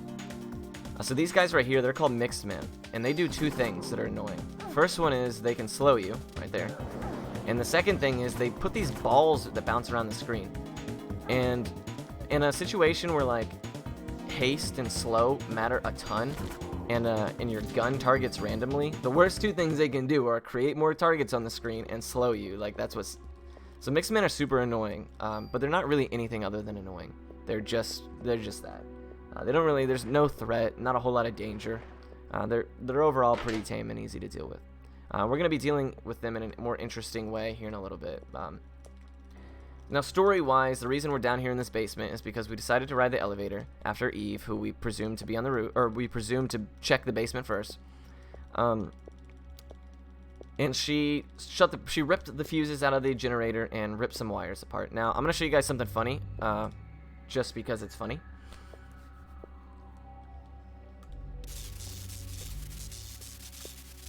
Everybody check it out.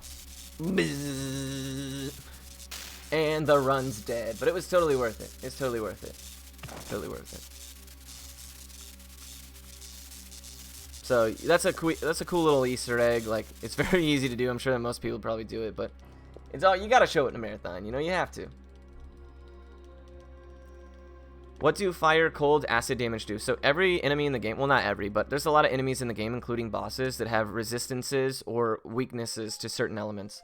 I'm actually going to... Ooh, I'm not actually. We're not going to use frost bullets because we didn't get the micro Uzi.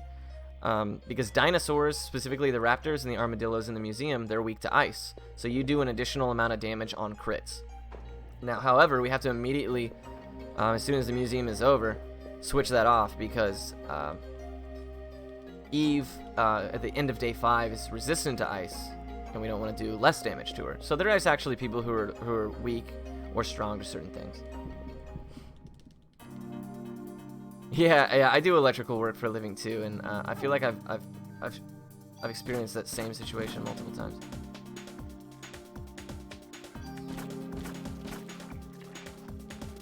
Yeah, always repair your wires. You don't need butt connectors or gloves or anything like that. Just don't be a coward. Figure it out through trial and error. That's the way you handle electrical issues. Don't let anybody tell you different. I'm just kidding. This is RPG's LGB's channel. I forgot. Don't ever touch live wires or anything like that. Call somebody who knows what they're doing. Please, for all of us. So one thing I did right there is I manipulated the bee.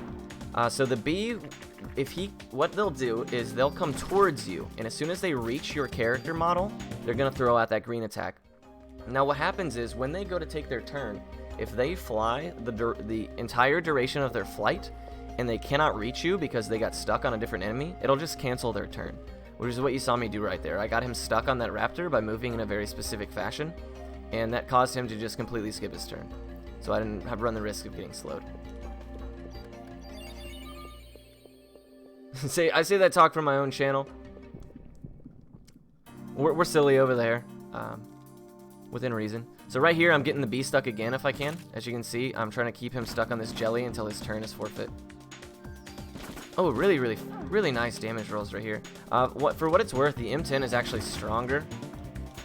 We'll take it all. The M10 is actually stronger than the micro Uzi early, and it has more bullets. However, it falls off in things like, the reason we like the micro Uzi is for frost bullets. It's just a strategy I incorporated probably about a year ago, and it helps in the museum just a little bit. And sometimes, like, it's weird the way it works. I'll kind of explain it when we get there, but as well as quick draw, which is a percentage chance for you to immediately have full ATB at the start of a fight, and that procs quite a bit. So you save about 3 seconds. It takes about 40 seconds to go and get quick draw. It takes about 3 seconds. You save about 3 every time that it works. So usually you end up saving about 20 to 30 seconds. But the M10 is really not as slow as a lot of people think it is. You can totally world record with either one. It used to be, before Primus came along and came up with a really, really creative backup strategy, it used to be a reset point. We used to have to save right before we opened that box and just reset until we got the micro Uzi, or until like you were so far behind that you had to kill your run. Oh, this is the worst refight to get. So we are 1 for 4 on refights. This one's not dangerous or anything, as I said earlier. It just takes the longest, which is a little annoying. I'm not really sure where I am as far as like how much damage I'm doing. I'm gonna throw one more. I'm gonna throw one more BP into attack just to be totally safe, because I would rather in a marathon run not run the risk of worrying about ammunition more so than I would. Yeah, we'll deal with that. I'm gonna sort it all out right quick. I knew I was full. Get rid of some medicine ones if we got them. Cool. Good enough. We move on. Yeah, I've submitted to GDQ 12 times, but you know, it's the truth of the matter is, and like you won't hear me say a bad word about GDQ. A lot of the same people work Limit Break, and they're great people. The game's just kind of long, you know, for what it is. So it's hard to get into. It's hard to get into some of those marathons that, you know, can really benefit from having multiple games fit a 3-hour segment as opposed to just one, especially one that's, you know, more on the obscure side of things. So this is funny as heck right here. This lady has no bones in her right arm. Look how she just flails it. Exactly. No ill will towards GDQ or anything like that. It's just a little bit long for what it is. So I totally understand. But I will keep submitting it for you guys. Don't worry.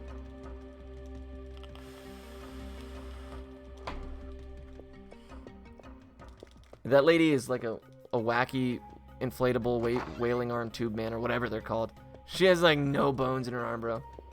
I'm actually gonna heal with medicine because I got extras. This next fight can do a surprising amount of damage, especially if you get high rolls twice, which is pretty unlikely, but I'd rather not waste a revive.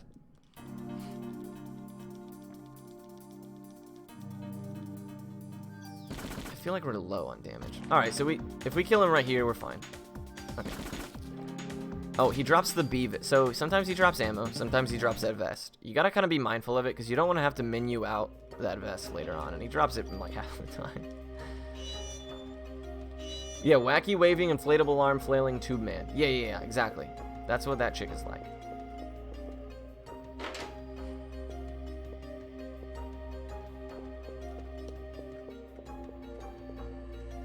Oops. Totally botched that movement. I'm super out of practice, guys. I apologize. I'm usually a little bit more refined than this, but kind of stepped in to fill a spot, and, you know, God bless the runner. Hopefully he's feeling a little bit better. But we're here. We're killing it. We're having a good time. What does B-Vest do? Nothing. It's just defensive. It's purely defensive. Nothing is as good as anything chemical as far as the speedrun is concerned, because of the points I mentioned earlier. You really cannot overstate how valuable it is to have the ability to thin your inventory. Cool. So we're going to do a newer, different strategy right here because it's a mixed man. We did 138, which is good, which is how much we usually do. So that lets me know that my damage is a little bit better. And we hope that one shot hits the mixed man here. Yay! Alright, cool. And that gets rid of him quite a bit quicker. Generally, you want to do that before he throws out a slow or whatever. We didn't get that lucky, but that's okay.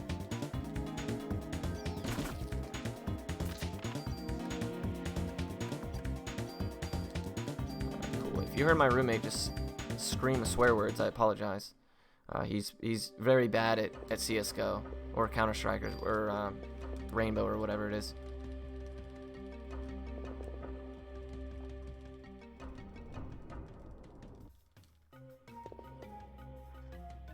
Yeah, he's terrible. He's terrible. And he throws fits. Alright, cool. So right here we got another mixed man. Now we don't have the Parasite energy, especially considering I just healed, to do the same strategy. So we're just going to gun him down like normal. This fight's a little less annoying. You don't have the people poisoning you and constantly giving you hit stun. Ooh, and that was really favorable RNG targeting from the gun. I actually don't think that I need to throw more attack on. Man, we're actually running a little bit behind though, so try to pick up the pace here.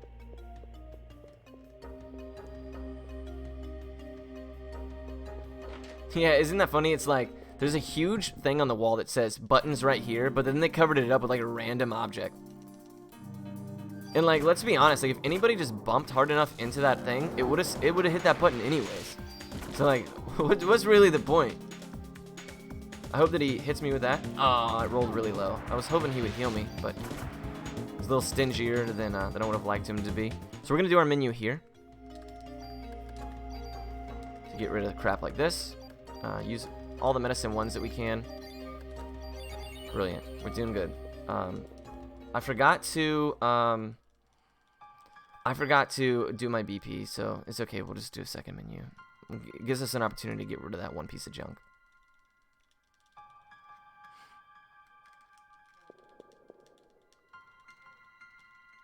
Yeah, it might be System 32 if you're not seeing my stream. Go ahead and check that out and get back to me.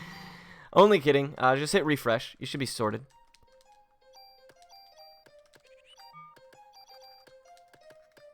Isn't junk good for something casually? Yeah, it is. It is. So casually, you can turn in certain amounts of junk to get really, really powerful weapons from Wayne at the police station. However, in a speed run, obviously, we'll never get anywhere near that. We won't, really have a need for that, as we're able to make a gun that's, arguably just as strong. Yeah, 300 junk. And you can get it, but it's random though. Like, you don't get to choose what gun. You get to choose what type, and he'll give you one of like a certain amount. And some are like considerably better than others. So if you're going for like a super god gun, you're gonna have to farm quite a bit. We do have a new game plus file that's available to the community that a guy named Crazy Awesome, super chill guy, he did 17 cycles of the game. Because what happens in this game is, excuse me, you can play a new game and then carry your gun and armor over to another file and play it over and over again until you get those weapons and armor and everything to a point where they're like super strong, right? Well, a guy named Crazy Awesome, he went through and played 17 loops of Parasite Eve so that we could all use his file with the most busted gun there is. And that includes going all the way up the Chrysler building to get this really strong gun. Yeah, you can farm junk in the park. He also did junk farming. He did 17 playthroughs of the game in order to get where everything needed to be. So big ups to that guy. And then he shared it with everybody so that if anybody wants to do a run of like the New Game Plus category or the Chrysler Building category, you can super easily. Brilliant fight. Really easy fight. Like, you're not going to see a spider go that well very often. That was terrific.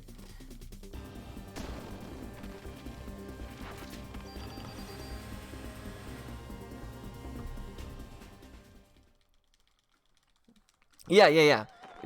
I invite you to try that out in real life. Gather up as much junk as you can and take it to the cops and see what they do. See what they tell you. I mean, they'll probably be happy that you, solved some littering concerns, but I guarantee you that you're not going to receive a super weapon of any sort. In fact, they might even call you some rude names. I don't know. But the police in this game, surprisingly understanding. They're real big on recycling, clearly. It's a very pro-Earth campaign that they got going on.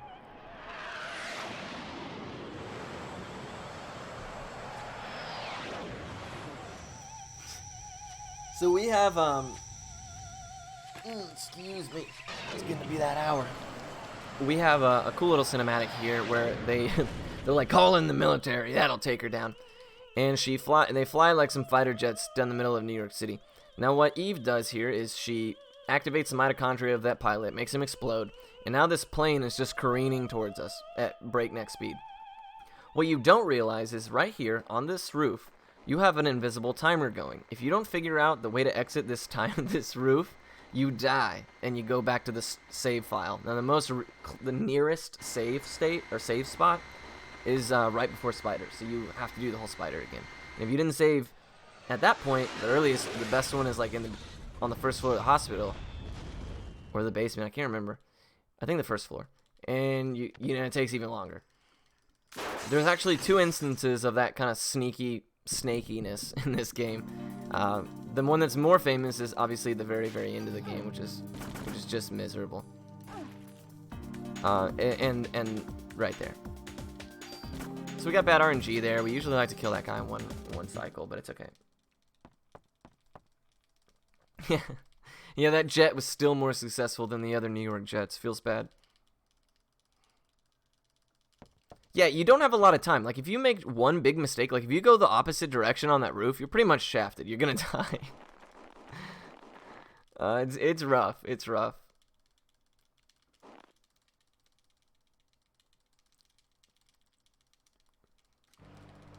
But, essentially, catching you guys up on a little bit of lore right here.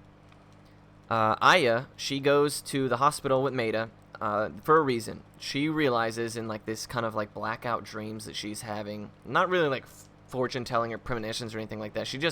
She remembers like bits and pieces of things about her childhood that are leading her. And some people say that like the Eve presence is kind of like pulling out those thoughts and things like that.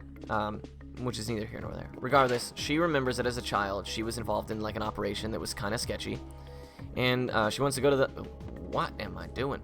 She wants to go to the hospital to see.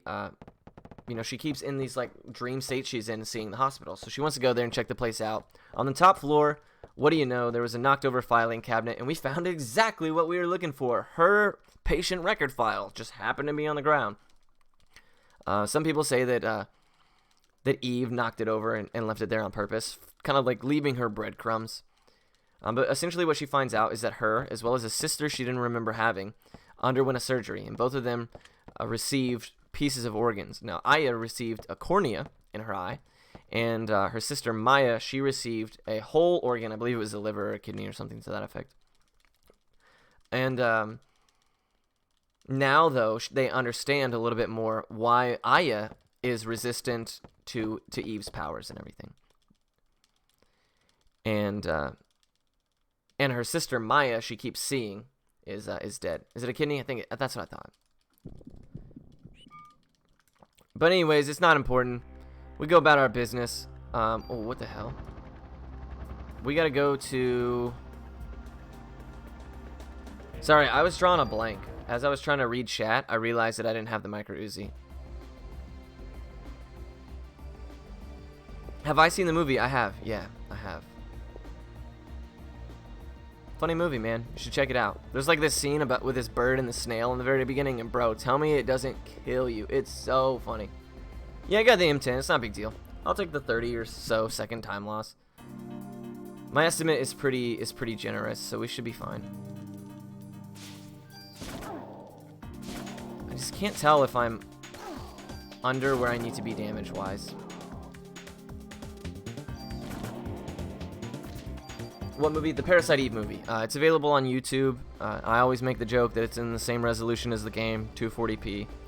But you can go check it out on YouTube in its entirety for free. And it's got subtitles, I mean, and everything. It's a Japanese movie, but it's super funny, man. It's super funny. It's pretty bad. It's not a great movie. Me and my stream watched it as like a fun day where we all just got in like a little viewing party that we had, and it was entertaining.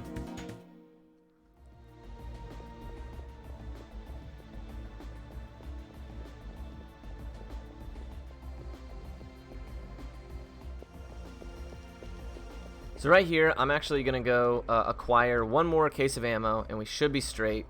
The worst thing you can do is run out of ammo on the centipede or the T-Rex or the Triceratops. So I'm going to go pick up, I'm going to take a little bit more time loss, just a backup strat to get a couple more little pieces of ammunition over here. And then we'll go about our business as normal. Probably shouldn't need any more backups along the way. But this one's quite quick. It's right here. And I just saw it and remembered it, so you might as well, you know. There's also a bunch of ammunition and revives and medicine you can get in the museum by answering all the questionnaires. And because I had to do the game blindfolded, I have all those memorized, so I should be able to do those if we really need to. It's not. No, I mean, dude, it's rough. It's rough. It's a rough movie.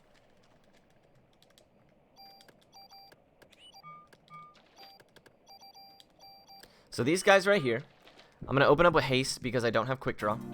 These guys right here are the bats. If you run this game, you know exactly who these bad boys are. So that little thing that they just shot at me, it's blindness. If you're blinded for 20 seconds, which is about 4 turns, you literally just shoot with like 99% bad accuracy. Oh my god, I got blinded, rip. So at this point, we just shoot the nearest one with energy shot, 'cause you just sit here for all day missing, and we're just gonna wing it and hope that we shoot this guy. Nope. You can dump away so much ammo doing this. Hey, we got him. One thing in this game is the way that healing items work is anytime like status effect related items, curatives. The way that they work is like any enemy that inflicts a status has a chance of dropping the curative item for that status. The issue with that logic is that if you don't fight an enemy, like, so for instance, that first set of bats, that was the first time we encountered bats, right? So if we don't have any bats that we fought or anything else that causes blind, how are we supposed to have a curative for it? Well, you're not. So you have to muscle through that first fight before you get the cure Ds, which cure darkness. We got really lucky that we didn't get that encounter right there. I think that makes us, what, 2? Or did we get 3 in the hospital? I can't remember. Couldn't remember if we got that last poison fight. But so that is, I think we're 2 for 8 now, which is really good.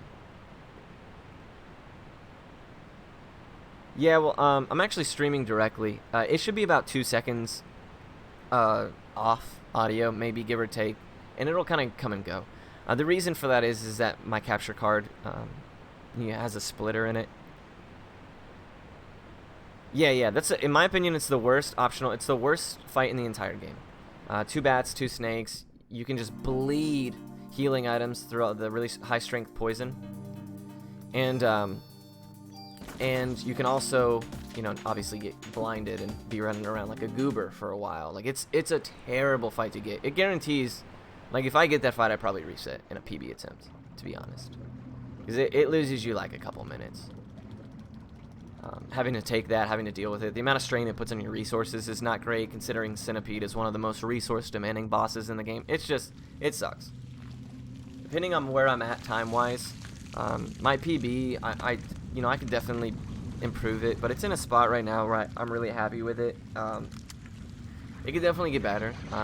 No speed game is ever completely tapped out, in my opinion, but if I got that fight right there, it would just lose me so much time I wouldn't bother. It's awful. Centipede is awful too, so we're gonna see if Centipede, if we can get the quick kill on Centipede, play that fight pretty well. He has so much jelly. It's funny when she walks up, she's like, "These are the people from Central Park." It's just like all this slime splattered all across the walls. It's like, dang, dude, you really had to point that out. That's messed up. Daniel's wife is on that wall. How dare you?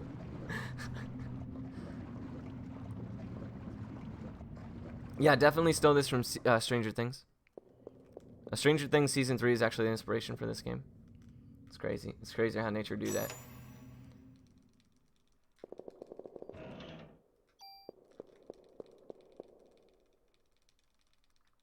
I think this game needs the Final Fantasy VIII treatment, where they make it prettier, but it remains unchanged. I would be very happy with that.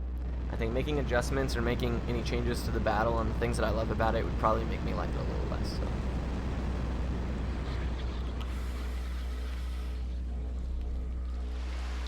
Was Parasite Eve 2 good? Yeah. I mean, if you like survival horror games, then you'll like it. I mean, it's good for what it is. I'm just not crazy about that, so that genre. So I prefer this game as opposed to the second. But the second game is definitely a solid game. It holds up.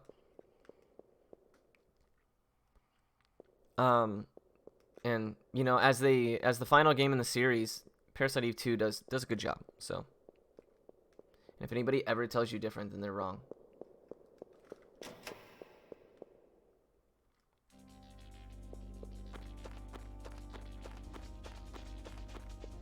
Are we going to pick up a Medicine 3 here? Are we going to save before Centipede? Probably should. That's pretty cowardly, though. I feel pretty cowardly about this. Watch how long saving takes, dude. It takes eons.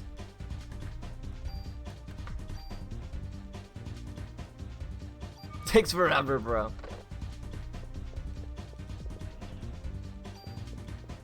For some reason, there's an invisible wall right there. There's invisible walls everywhere in this game.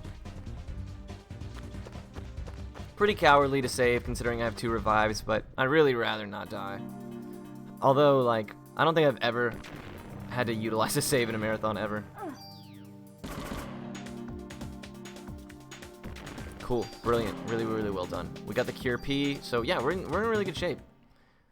This one is more of an RPG with survival horror elements, whereas the first game is, the second game is more of a survival horror game, just entirely.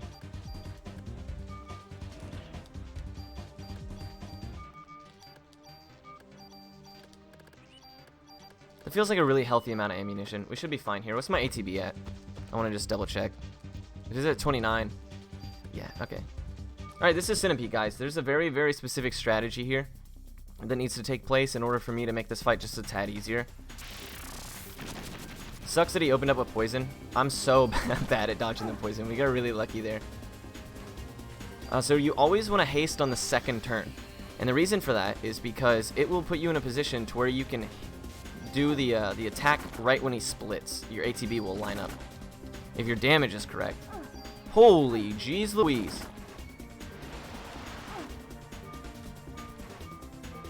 Okay, cool. Now we're going to energy shot with full parasite energy on one of the body pieces, and it'll be dead. Now what you didn't see was right as he split, we hit that piece that I just missed twice. Perfect. We hit it with some damage. So now we're really quickly down to just two body parts left. And we're probably going to die here and pop a revive. And that's okay. Nope, we got lucky. Now, even though the screen looks like even, like if you stand in the middle, you'll hit everything, that's a total lie, bro. It's like super off pace. Oh, bummer that I reloaded right there in that situation. Really, really, that's a solid Centipede, man. I cannot complain. That went super well.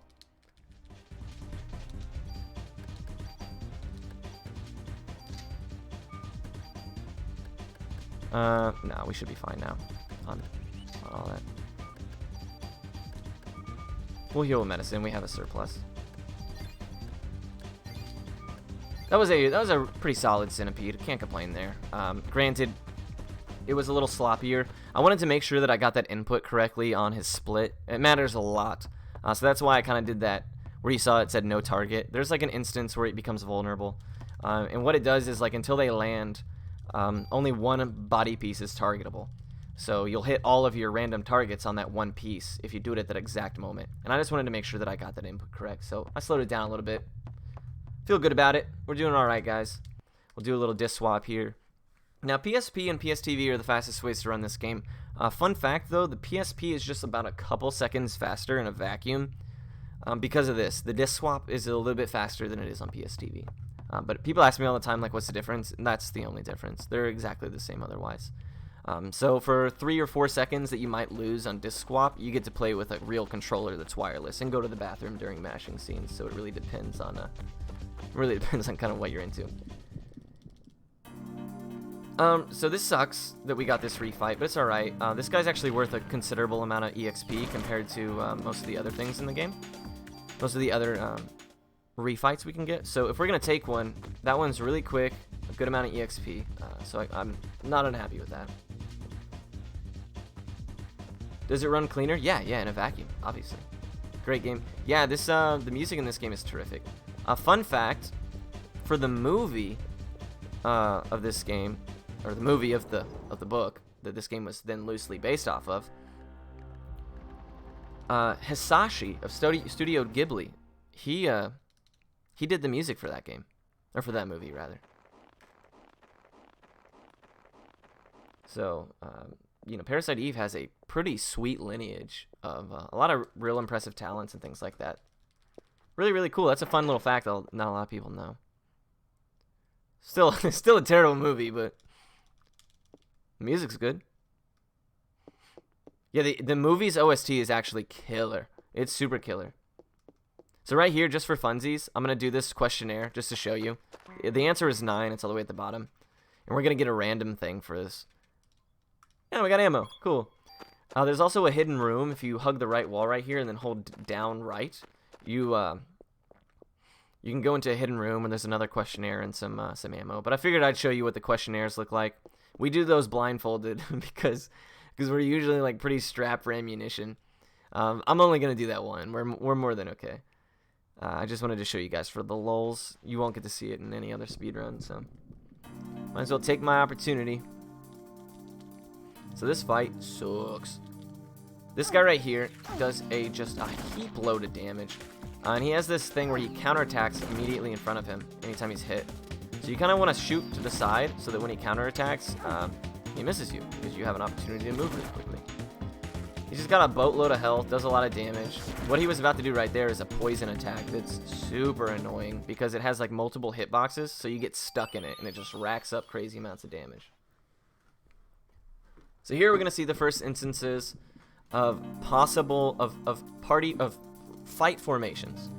So the museum is the only place in all of Parasite Eve where this starts to happen.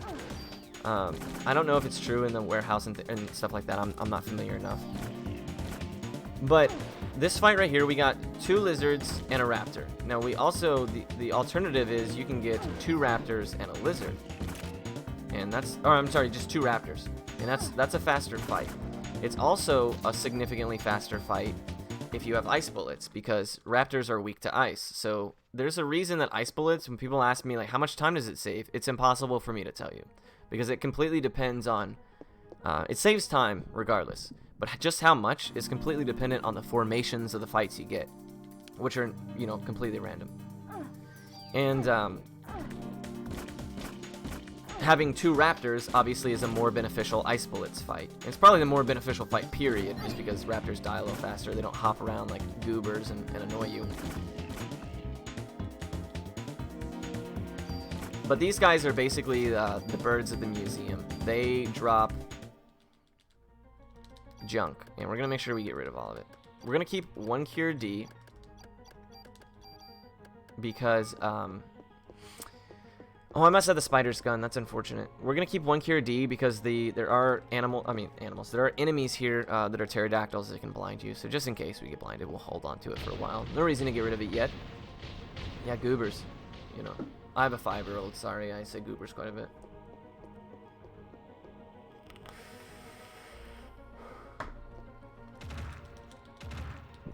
Yeah, any fight that lasts longer than 4 or 5 rounds, you can justify using haste, but otherwise it won't save you any time.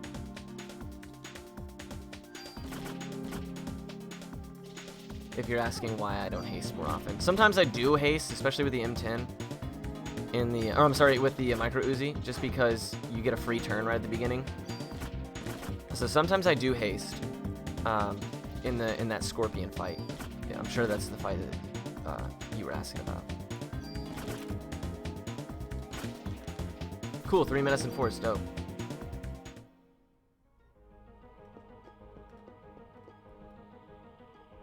We don't want this refight. Okay, cool. We're doing not amazing on time, so I would like to get no more refights. We should be fine on ammunition, so I'm not going to pick up that gun either. There's another questionnaire, in case you guys were curious. We have Cure 3. Excuse me. Jeez Louise. We have Cure 3 now, which is a really, really strong cure. You're going to see me use it a couple times. I can usually menu it pretty quick, and it doesn't really lose me a lot of time, especially in a marathon setting where survivability is a little bit more important. Yeah, if we go over time, it's not the end of the world.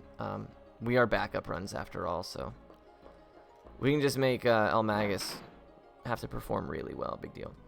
Armadillos, that fight you just saw me do, that is another enemy that's weak to ice bullets, and it makes a considerable difference in armadillo fights. You're gonna see them a couple times. So this is the better of the 2 formations for this fight, single raptor as opposed to 2 raptors. There's also another questionnaire in here. Yeah, Magus just has the world record. Do easy. Have I ever done a New Game Plus run? Yeah, I actually have. I have a world record for all the categories right now, I think. New Game Plus, New Game, and New Game Plus Chrysler Building. Those are our 3 categories. I mean, I've done some meme categories before, but we don't have like actual pages for them because we're not one of those speedrun communities that are like, just because you did something stupid, we should recognize it.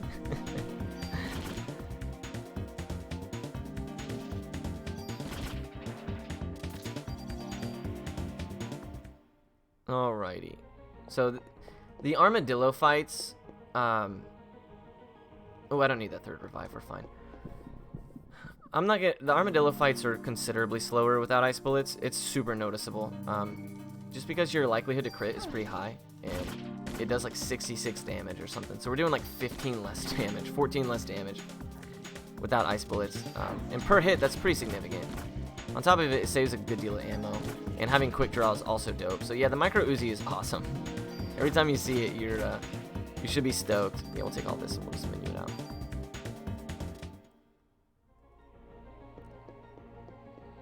Yeah, New Game Plus Chrysler is super fast because what you do is you already have the key to the top floor. So you literally will just go get that key and just climb the entire tower really fast by taking the elevator, and then you just fight Aya. The whole category is like only 20 minutes. It's a fun meme run. I didn't really devote a whole lot of time to it. I just did a couple of runs until I beat the other people who also didn't care enough to devote time to it. So, and then New Game Plus is about 2 hours, where you just go through one-shotting everything.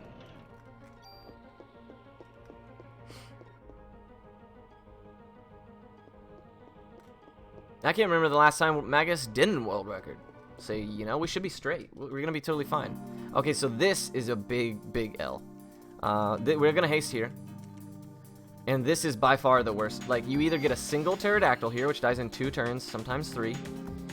Or this, which takes like friggin' 2 whole minutes. You got these little jumpy boys, a raptor. Alright, cool. So we should be straight. Should die on this next turn. Oh, come on, bro. He moonwalked on me. Bro, come on. What is you doing? Get over here. Ah, man. So that lasted about 3 more rounds longer than it needed to. But it is okay. It's a marathon. We're having a good time.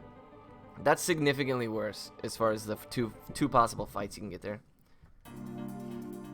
Yeah, there is no more. We had kind of like half Japanese timing. So Japanese runners typically start on console on, and we didn't do that. We started on confirmation a new game, but we also stopped on I have a full inventory. I need a sword soon. But we also stopped after the credits, right? Well, we don't do that anymore. We've changed it. Which is good. I think that people didn't like the 16-minute wait after you had finished the game to get your final time. It was kind of silly. And I think that the community is better for the timing method as it is now. And a lot of people still, like, just to pay homage to the old way of timing, will still, like, you might as well just write out the credits. But it's nicer and more appealing, especially to marathons and to new runners, for it to be a 2 hour and 40-minute game as opposed to a 3:02 or whatever, where 16 minutes of stuff after you've already done. So yeah, that's really cool. So right here, Aya decides the whole fate of the world rests on her shoulders, and she legit just is like, well, whatever. I'm just gonna jump here. Hopefully I make it. And she's like, woo, that was close. Knowing full and well that if she fell to her death, like, everybody in the world would have died. But she's just all, maybe, I don't know, maybe you take your time and go take the stairs. I just think that's probably the least selfish thing to do. This fight went terribly. Right here, we're going to heal with medicine. And the reason we're going to heal with medicine is because we don't want to use Parasite energy. Because we want to be able to use it in this next fight. We should be fine on damage. Might as well heal the full, right? So usually this next fight... By the way, that was the worst... No, it's not canon. I mean, kinda. Like, the characters' names are the same, but the story is entirely different. So right here, we're gonna get this scorpion fight, and as you saw earlier, scorpions suck. What sucks even worse is that these enemies are so far apart on a battle screen that's so wide. So we're gonna one-shot this. We're actually ahead of where we usually are damage-wise, so that's refreshing. So we're going to get rid of one target so that we can immediately just single target focus this scorpion down. It's a little bit more efficient this way. We'll take it.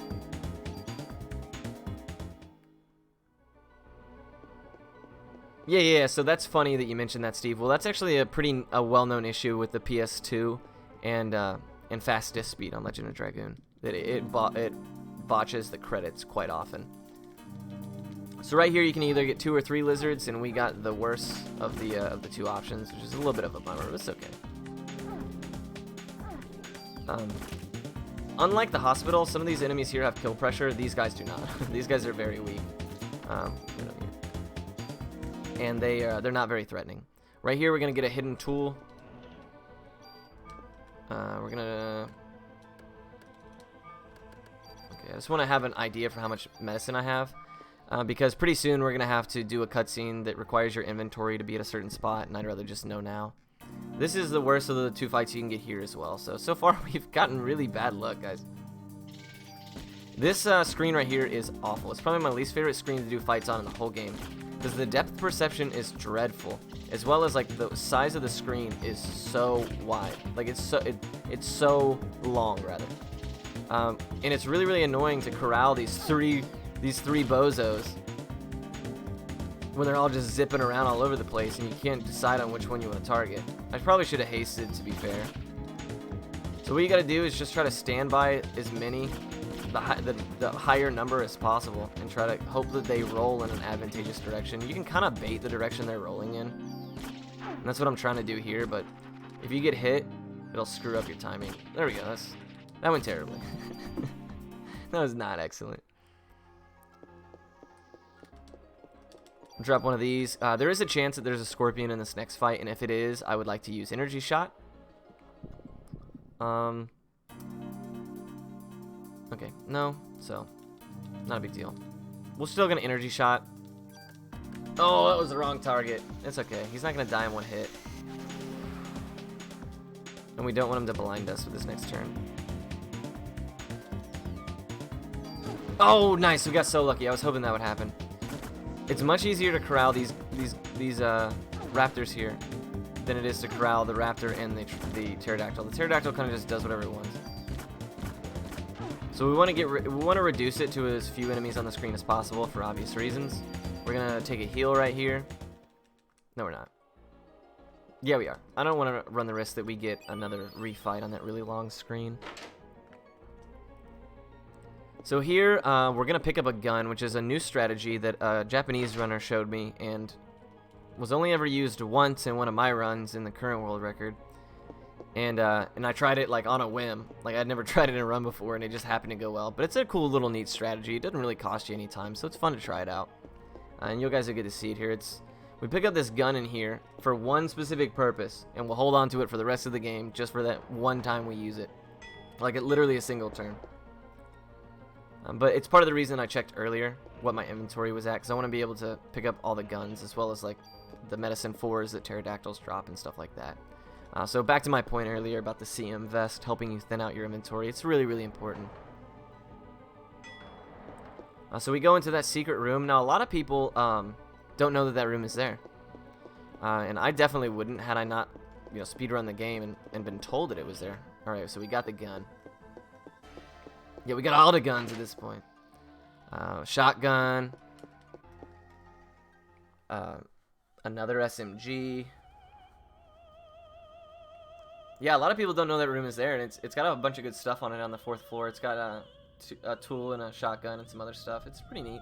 There's a handful of hidden rooms actually in the museum. I think there's a hidden room in the NYPD as well. It's pretty neat. There's a bunch of like cool little hidden areas. The Central Park has one as well. So it's fun to kind of explore. It's nice to know though, because if you think about a lot of like Legend of Dragoons, Final Fantasy 7, 8, and 9, there's a lot of times where the pathing is kind of linear, and it's like you can go right or left here, and one of them leads to treasure or like some exploration, and one of them is storyline. Well, they kind of fit that in where they could here, where you could kind of do some exploring and not feel like it was a complete waste of time, which is really nice.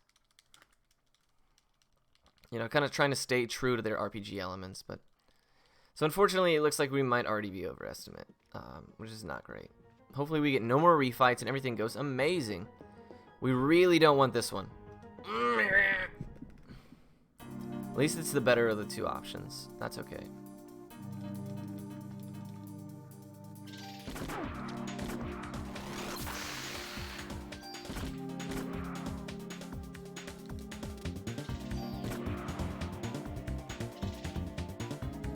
Come on, buddy.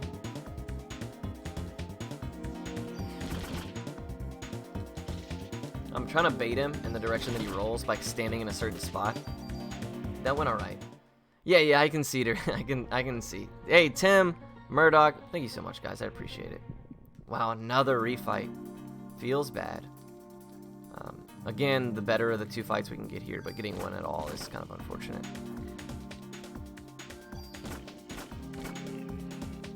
Same thing with these guys. You can kind of direct their pathing by standing in a certain spot and waiting for them to jump, similar to how the armadillos roll towards you. Yeah, this game is an RPG. This is the first game in the Parasite Eve series, the best game. All right, I need to use one of these. I think I need to throw one more into ATB, which is what I did right there, because of that correction to that gun menu that I butchered early on. But what's going on, Diesel? How are you, man? I did get the M10. It's not the end of the world. I don't mind the M10.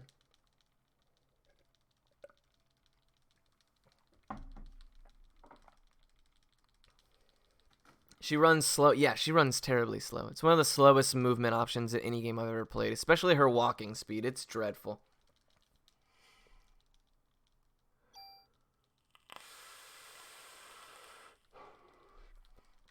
So the game was originally released on the PS1. I'm actually running it actively on the PSP right now because PSP and PSTV are the fastest. Now, any speed game that's digitally available on the PSN usually means that you can play it on the PSP, Vita, and PSTV, and that's almost always going to be the fastest option. Second fastest is a PS2 with fastest speed. One of the worst options is the actual PS1, but that's pretty standard for speed games.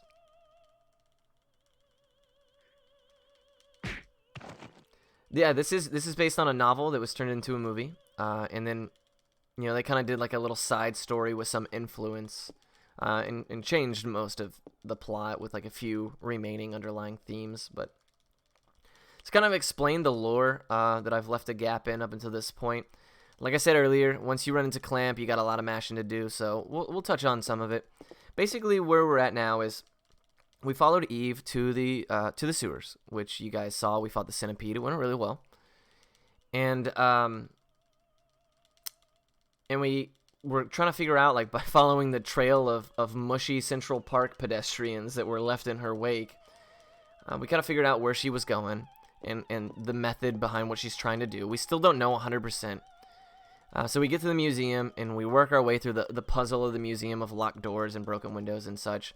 And we make our way to Clamp, who explains to us that Eve needs to reproduce in order to create the ultimate being and usher in a new age of evolution, of evolutionarily superior beings. Sorry, I stumbled a little bit there. And he was happy to give his specimen to make that happen. Now, in the movie, that is done in a visually.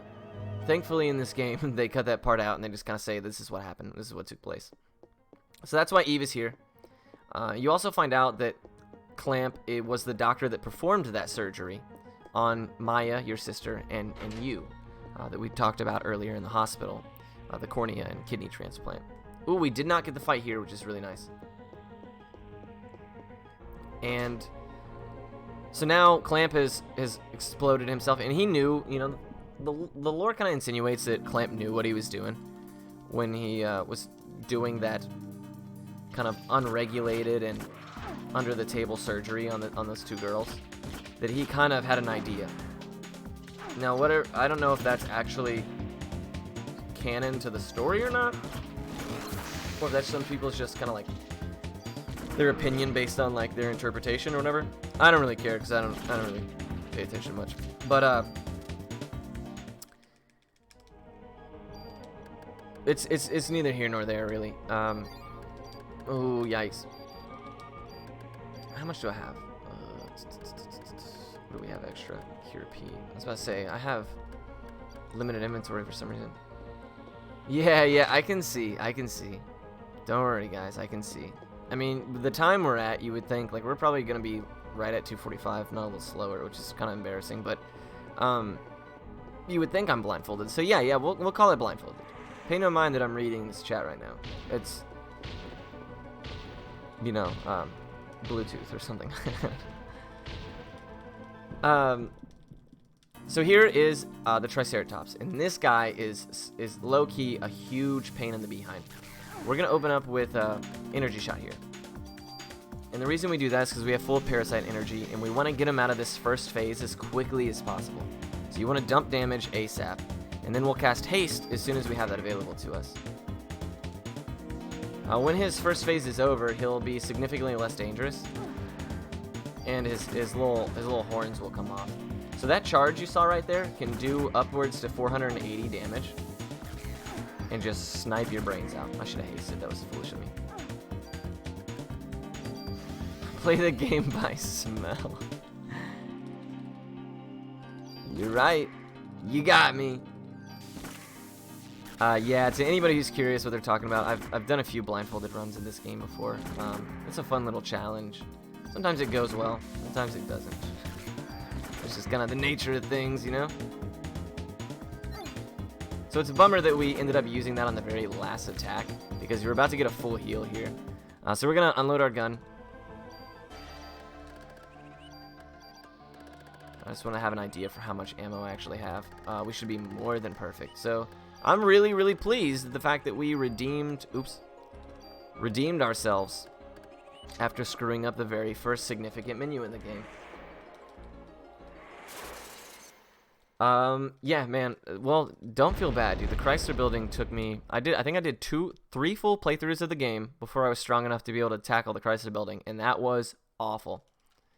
It took me 20 hours to do all bosses, new game plus, and the entire Chrysler Building. I could shave probably 2 or 3 hours off of that if I did it again, but man, I really don't want to. It's terrible. 100% blindfolded win? No, never. There should be a Wikipedia for this game. I believe that I've used it before.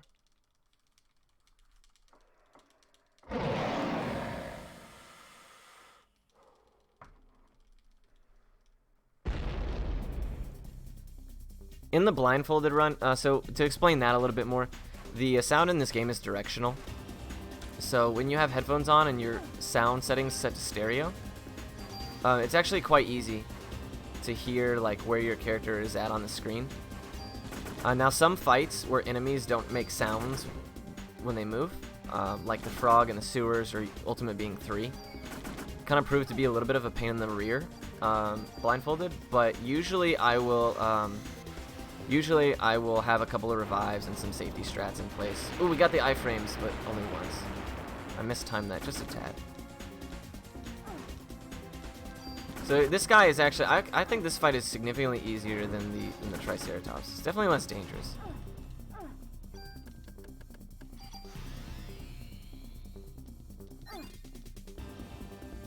Maybe it's not, but like the Triceratops feels way worse when it snipes you at a range. This guy's actually kind of a pushover to a degree. You just sit here and you mash X. That's really the whole strategy. Now obviously his flames are kind of a pain, but we have really good medicine right now, and I knew we did because I checked my inventory right before the fight began after we finished Triceratops. You can kind of bait him into knowing where his fire is going to go. I didn't really make a whole lot of efforts to dodge it at that point because I was not worried. So here we're going to make the Mega Gun. Oh my god. I made a huge mistake. Alright guys, we're just going to have to wing it.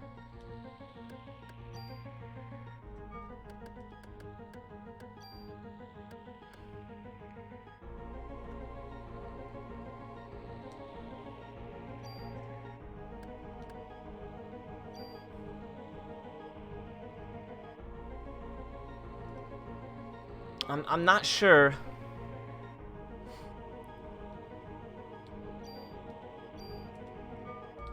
Yo, we're about to see. This is the last questing for Glory. I did the exact same thing. We're gonna turn our ATB up then. Whatever, guys. We're about to see some really interesting stuff. The first time ever, we're gonna end the game with the shotgun. That's actually not as bad as it could have been. So, had we accidentally put the burst or gotten rid of the burst, we would have been in more trouble.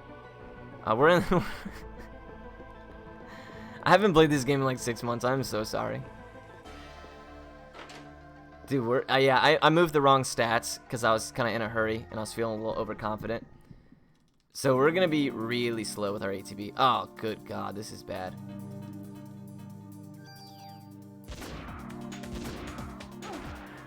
Holy jeez. Oh no. Oh no. We're definitely not coming in underestimate. I am so sorry to everybody. Please don't give me another random encounter. We're level 33, exactly where we need to be. Hey, man. I'm having a good time. That's all that matters. There's really, like, I'm not worried. If we need to, we can lean on Liberate. So I'm really not concerned. We're gonna lose a little bit of time, but it's not the end of the world. Yeah, it's funny. It probably would have gone better blindfolded, and the reason for it is, because I have all the menus done in a very specific, a different way when I'm blindfolded, so that I know that I get them all correct based on numbers and how the sorting works. And because I was just doing off muscle memory, I butchered it. So what happened is you're usually supposed to take burst off of the shotgun and damage off of the SMG and put them both onto the pistol, the M8000. But I did it in reverse, and I put the damage on the shotgun, and at that point I was forced to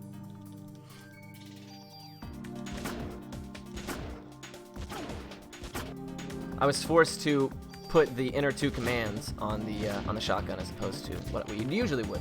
It's not, I mean, the gun just fires a little slower. We're doing the same amount of damage, so I'm not super worried with it. We're fine. Yeah, we're fine. Okay, so we got about, oh man, we're super behind. 231. We should finish probably 235, which leaves me, so we're gonna be like 5 minutes over estimate, I bet. Maybe a little bit worse, depending on how this goes. And I apologize to Magus and Wells and everybody. We're already kind of behind, so that's my fault. Yo, I didn't realize that was the Jano in chat. What's up, Jano? It's been a minute. But, you know, I wanted to show you guys a new run with new cool stuff that you'd never seen before, so. Wait, did I swear? I apologize if I did. Oh, you're talking about Eve here? Yeah, you know, it's whatever. It's part of the game. You can't be upset. As long as we don't, as children, or act like children and comment too much on it, we should be alright. But to fill in the lore, since we got about 10 minutes of mashing and scenes and things like that, to fill in the lore here, I mentioned previously that Clamp was willing to offer his reproductive specimen to Eve in order for her to get pregnant. And now she's pregnant, and she is going to give birth, and very quick. Like, apparently the 9 months, 10 months that it takes to have a baby is not the same for mitochondria advanced beings. She, in no time at all, like, this is whole game only takes place over 6 days, so like in a day she's ready to pop out this baby. Anyways, why mash? I don't know. Anybody who plays this game knows that you just mash through cutscenes because you don't pay attention. It's like muscle memory. And there's like a lot of like little mashing sequences in between scenes. Anyways, back to my point. She is pregnant and about to give birth to the ultimate being. Now this being will be the first being born of that advanced mitochondria DNA, and it will usher in a new era of evolution in humanity. It'll wipe the world clean and reproduce, and the whole world will be overruled and taken over by these ultimate beings. That's her end game, right? And we show up with our pistol, which kind of makes me feel bad because I would love to have the pistol right now, and I don't. It's a Stay Puffed mitochondria, man. I always think it reminds me of like the giant gingerbread from Shrek, what, 2? Shrek 2 or 3, I can't remember, where like they make a huge gingerbread man. That's what it always reminds me of, because like Shrek rides on it and he picks up Eve and they like go through town. I don't know why, that's what I think of every time, but anyways, yeah, so she is now stalling. Like, she's trying to escape and get away from us, knowing that, you know, if anybody can stop us, it's anybody can stop her, it's us. We get a few more flashbacks here that kind of give you clarification on what I've kind of already explained about the whole organ process and clamp and everything, and why there is a tie between Aya and Eve. It's that, you know, that they both are have cells from that original Eve, which is what the novel and movie are based on. So anyways, catching you up, we're basically trying to chase her down before she can pop out this baby. Spoiler alert, we don't make it. The baby comes out. But in the meantime, she's going to like do work on New York City, kind of wreck some stuff. We get the military involved. And it's funny because this we see like the military getting involved, and they're like flying helicopters through New York City. And this helicopter lands in front of us, and this guy runs to say, "Hey, like, the military wants to talk to you." And the dude, he has like the strangest running animation, and his pants look like they have a like an accident stain on the back of them. He cracks me up. This is one of my favorite things about this whole game. Is this odd little side character. Yeah, so spoiler alert, this game was made 21 years ago, so if it's old enough to drink now, and if you haven't played it, then you shouldn't be watching. But I'm glad that you are. I'm glad that you guys are here. Hopefully you've enjoyed this, man. Parasite Eve is like one of my fallback games, and I'm a little embarrassed it will probably not meet the estimate, but I made so many mistakes.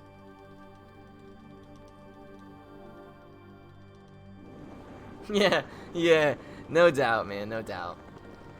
Like, if this thing is just... And it's funny because, like, it cocoons, and you see, like, this force field come over it, and they're like, "We got him."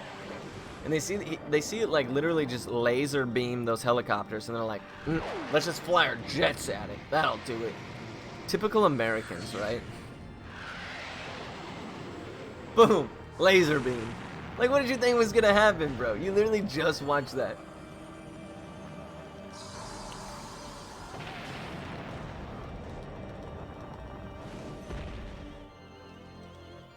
Alright, here comes my boy. Here comes helicopter guy.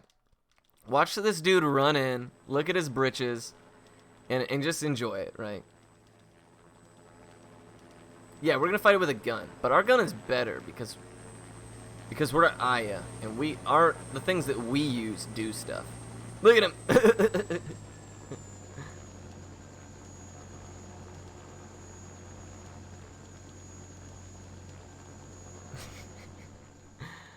Ah, man. Never gets old, bro. Never gets old. Anyways.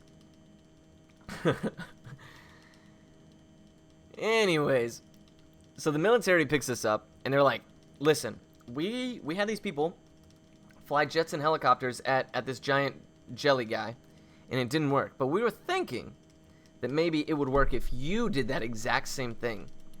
And they don't even care that she has, like, no flight experience. No protective gear. Doesn't even wear a seatbelt, bro. They just throw her in this helicopter. And in fact, she takes her sweater off, like her leather jacket. So she goes into this helicopter, completely untrained. They're like, "Yo, you know what? Just fly this helicopter through New York City and fire some missiles. That'll do it." And she just does it. Right? Like, really irresponsible on the part of the military. But it's cool, right? Like, she's dope. Aya is a dope character. Like, I don't want to swear, but she's a bad A, if you know what I'm saying. She's just cool. And for a woman lead in a game like this in 1997, 1998, like, you know, it just didn't happen a lot. So it's part of the reason why I love this game so much. It did a lot of things different in an era where Final Fantasy and things like that were made a very specific way. So, cool game. I'm still mashing. I know that I do that. I'm sure a lot of other runners do. Sometimes you want to keep mashing so that, like, your hand doesn't get stiff while you stop, while you take breaks, you know?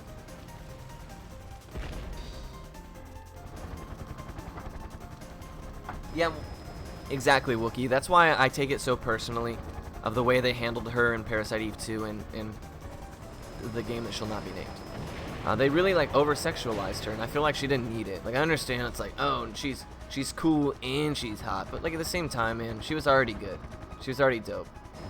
Yeah, like this game is. I've had carpal tunnel from this, especially because I'm using a PSP and like not the most ergonomic piece of equipment on earth. That's for sure. I'm really not even like gunning my mashing like this is a PB attempt or anything either. Yeah, well, it's funny you mentioned that, Showrun. This game was actually titled the Cinematic RPG when it came out. It was intended to play a lot like a movie game, and it kind of does. That's the reason for so many, you know, at the time, expensive cutscenes that are quite lengthy, and there's so many of them. Yeah, I feel like her character got worse, which is unfortunate, man, because she's super cool. Yeah, they are actually balls. The two Twin Towers are in this game. You do see them at some point, so rest in peace, my friends. Anybody who was involved or anything with that. And it's kind of sad, but it is cool as like a historical look back on a game that was made before all that kind of stuff took place. So, how different is she in Parasite Eve 2? Not a whole lot different. She's just, her character is like way over sexualized compared to this game where there's none of that. The imagery, yeah, I mean, if you think about this, like, I know I tease and I poke fun at the game and everything like that all the time, but, like, a lot of the imagery is kind of dark and ominous for a 1997, 1998 game. A lot of the graphics and visuals and like that are pretty extreme. It was the first mature title, like I mentioned, from Square, so, you know, they were trying a lot of stuff out. Yeah, in Parasite Eve 2, her legs are not proportional to the rest of her body. She's like, I don't know, she's built like a horse or something. Like she's just got like a horse bottom. It's weird. And there's like one of the funniest looking enemies I've ever seen in any video game is in Parasite Eve 2. It's like this really ugly dog creature. It's. But anyways, so Aya just abandons this helicopter in the middle of the ocean. She's just like, later, sucker. Who knows where this helicopter ends up landing? We have no idea. But the missile that she fired, it worked for some reason, as opposed to, okay, that's what I thought. I thought I was good on that, I just couldn't remember. We have the shotgun, bro. Why did we do this?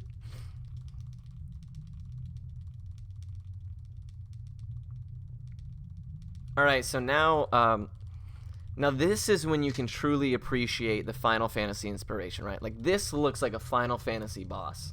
You got like the corkscrew tail, like random limbs and shapes just all built into like one solid mass. And that's like very Necron, very Final Fantasy final boss-ish, very Genova, you know what I'm saying? She's got hands in her hair, like very weird and creepy. Little crab arms going on. She's you know, she's an interesting character model here. This is actually not even the final boss, but this is the final time we will encounter and have to deal with Eve.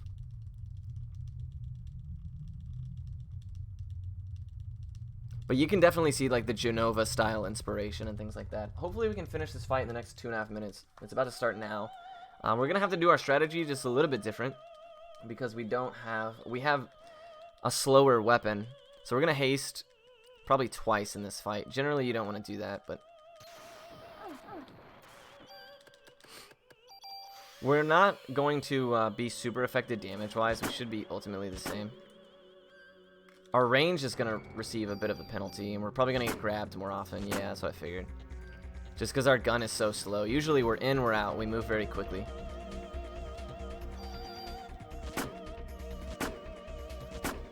I can literally just mash attack. Our gun takes so long. Oh my god, this is unbearable. Parrot-inspired Daniel. Daniel's so cool, man. We're gonna burn through a lot of medicine.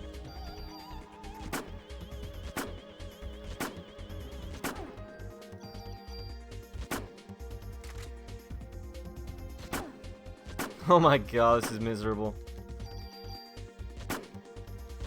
This is what happens when you do a terrible job with the most important menu in the game.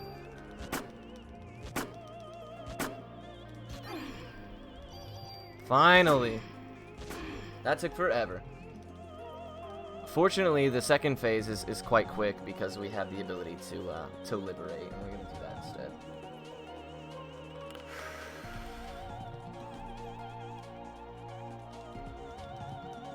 Two and a half hours in, yeah, no doubt. Mitochondria trebuchet.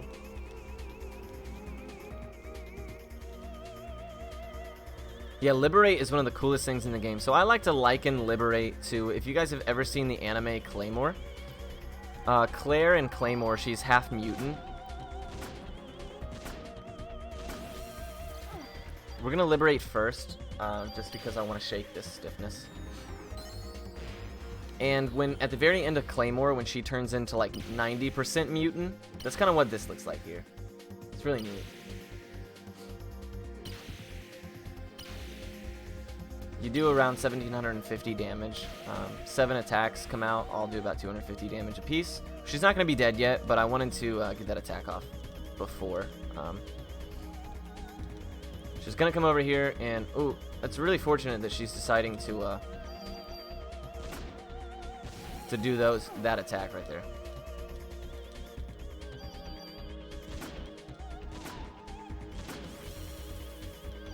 We got iframes because the fight was over. Yeah, we're running behind, my friends. And it's only going to get worse, dude. Ultimate Being 3 is going to be awful.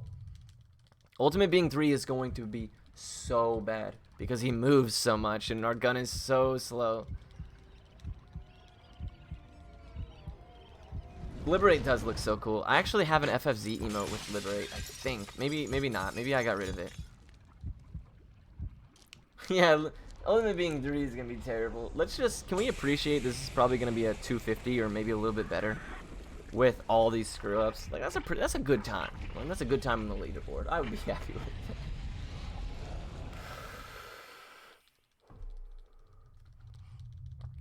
I apologize, mods. I didn't realize you guys would have to be so busy during this game. Come on, guys, please, for my sake. It's late. The mods are volunteers. Don't give them a reason to make their lives a little harder. They're all good peeps trying to watch a good game. Yeah, 250 is a fine shotgun time. I am dying inside, bro. It's embarrassing, but it's whatever. You know, it's all for fun. We're having a good time, and you know that's what matters. I'm actually gonna get a laugh out of however this is gonna go.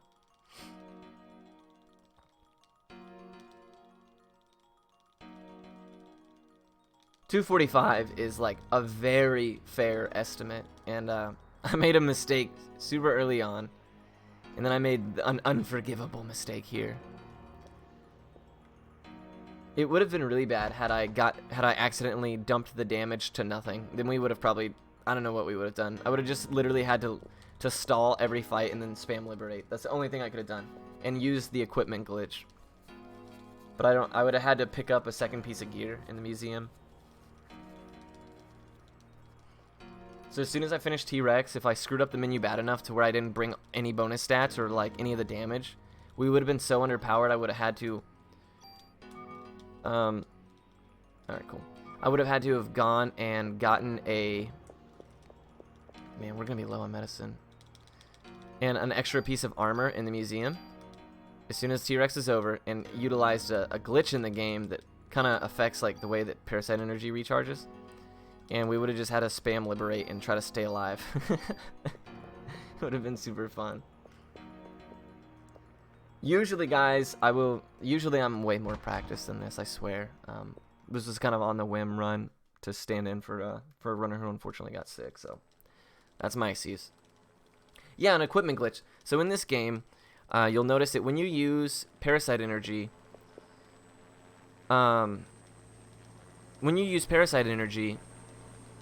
the more that you use it, the slower its recharge rate is during a fight. Now, if you change pieces of armor, it resets that recharge rate. Nobody knows why. It's kind of a glitch. It doesn't really save any meaningful time in the speedrun. I used it a lot.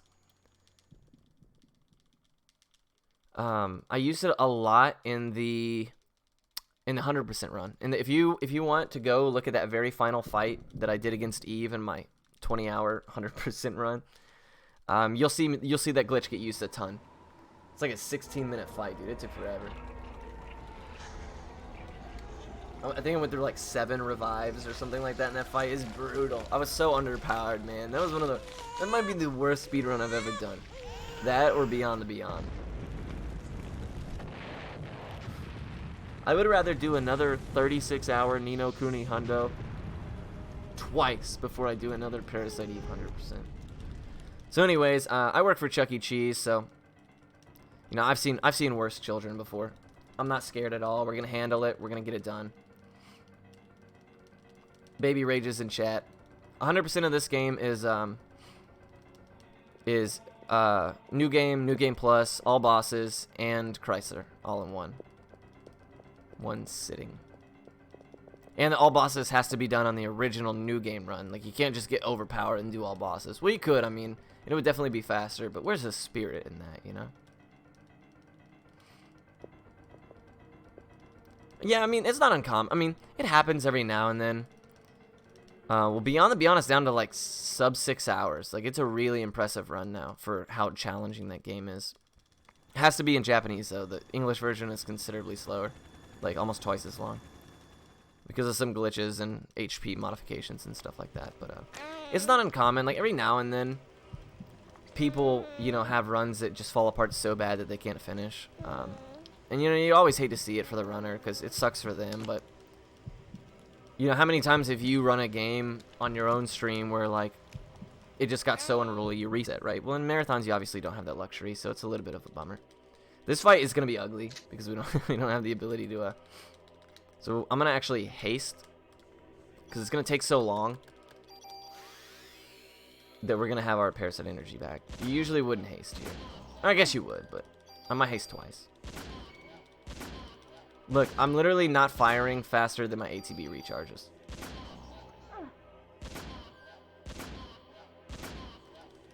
We want to stand on top of him so that we get the damage skip when it happens. He's going to move over here. Usually drops to the ground.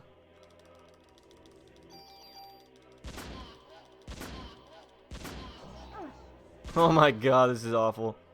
Hey, that's not so bad. That went alright. He said, blah, blah, blah. My favorite sound is in this next fight here. This fight has a little RNG in it. When I first started running the game, we used to do it a different way, and I came up with a different strategy that's a lot better.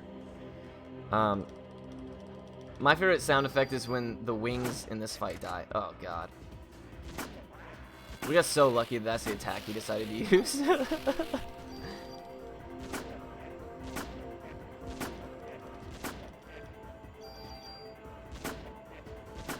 Alright. So right here, we need 4 of the 7 Liberate hits to hit the body. When the wings die in this, they go... They like scream really loud. And when the body dies, it goes... Okay, so we need 1 more hit to go on that body out of the next 4. Ooh, good RNG, baby. Good RNG. Alright, so the next fight is the one that I'm worried about. I have no idea how it's going to go. we might use both of our revives. I don't know.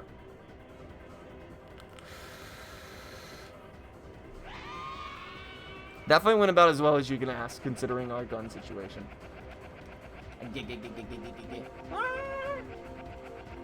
Those are probably my 2 favorite sound effects in the whole game. Thank gosh we picked up the machine gun in the security room, because UB4 would have taken eons with this shotgun. And you'll see why if you're not familiar.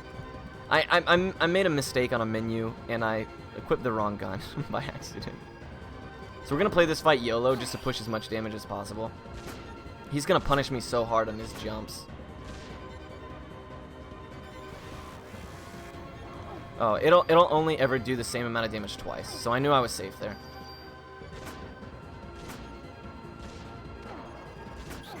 We're going to wait for him to jump again. Where's he going to go? Oh, right here. Cool. And then he'll jump and I'll get punished by it. Oh, gosh, the reload. Oh, this is so nice.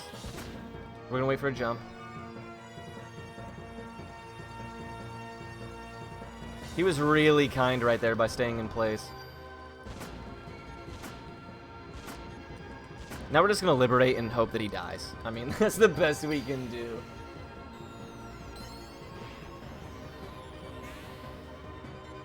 So ultimate being 3 is probably the most powerful.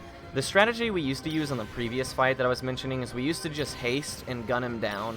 But the fight was so dangerous. I lost tons of runs. Since I created this strategy, I've never lost a run in day 6. In fact, day 6 is actually kind of free now.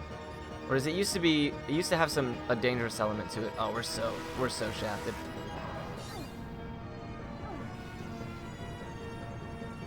Probably is like, what, 2 hits away.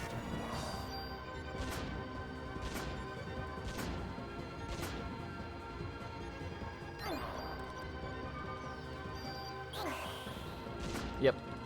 2 turns. That's what I figured. Our gun is so slow. Oh man, I'm having a blast over here, guys. This has been great. The run is pretty much safe at this point. As long as we don't screw up the chase, we're gonna be fine. Yeah, I mean, this fight is free. If I need to heal, I totally can. Like, we should be okay. So right here, we're going to do a cool new strat that a Japanese runner showed me once. Actually, in fact, the same runner who got Beyond the Beyond down to the time it's at now. I'm actually going to heal 3 just for safety's sake. And if you want to heal and stuff, you want to do it in this phase. Oh, not quite enough damage. So that gun fires just a boatload of bullets. And if you happen to have it proc its extra bullets, as well as most of them are crits, you'll just end that in 1 turn. So the same guy who rerouted Beyond the Beyond and brought it down at such a good time is the same guy who came up with this strategy. He didn't even play Parasite Eve. He sent a video of it to me, and I was like, that's cool. Gunman menus are free. I literally looked right at it, and I was like, whoops, screwed everything up. Oh, jeez Louise. I'm so sorry, guys.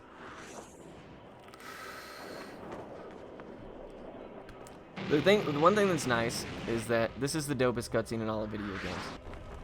Maida has bullets that are laced with mitochondria from Aya, which he knows is going to destroy Eve, or the ultimate being. Daniel says, "Gimme those." He jumps out of the helicopter, bursts into flames, hurls an Aaron Rodgers style pass on a dime to my girl, and then he lands in the water to douse himself of the flames. Absolute legend, bro. Doesn't even scorch his suit, my dude. Just to be safe. I don't want to pop the revive. It takes forever. It's only 1 more hit, so we're okay. Alright, cool. So we are done with fights, guys. All we have left is the chase sequence. So it will be right around 250, I imagine. Yamato, why did he burn? Because he got close enough to Eve. A lot of people think that he was pulling such G's coming into the stratosphere that he caught on fire. Well, no, they actually weren't that high up. But Daniel, as you kind of come to realize earlier on, is more susceptible to being around Eve than a lot of other people are. So he caught on fire because he got close enough to the ultimate being. So this sequence right here, if you're not familiar with it, if at any point you take a wrong turn or the ultimate being catches you because you return to a screen you were already on, you just lose. The whole game's over. And really conveniently, they put this save spot here that doesn't work. And if you try to hit it, you lose, dude. You just die. It's hilarious. I watch so many casual people blind play casually this run, and they die there, and it's so funny. I think that every runner has probably lost a run at some point to this section. I'm being really careful about I'm letting the screen load just so I can know exactly what screen I'm on.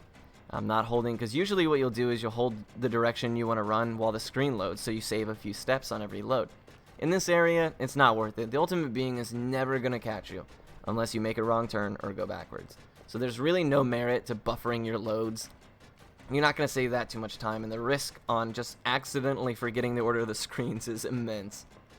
And the music doesn't make it any better, right? It's like this heart-pounding music that just gets louder and louder. She sets off this self-destruct sequence in this ship, and she waits for it to get close to you, and she's like, "Welcome to Hell's Kitchen." Like, bro, why did you do that? Just keep running. He's like a solid 2 minutes behind you at that point.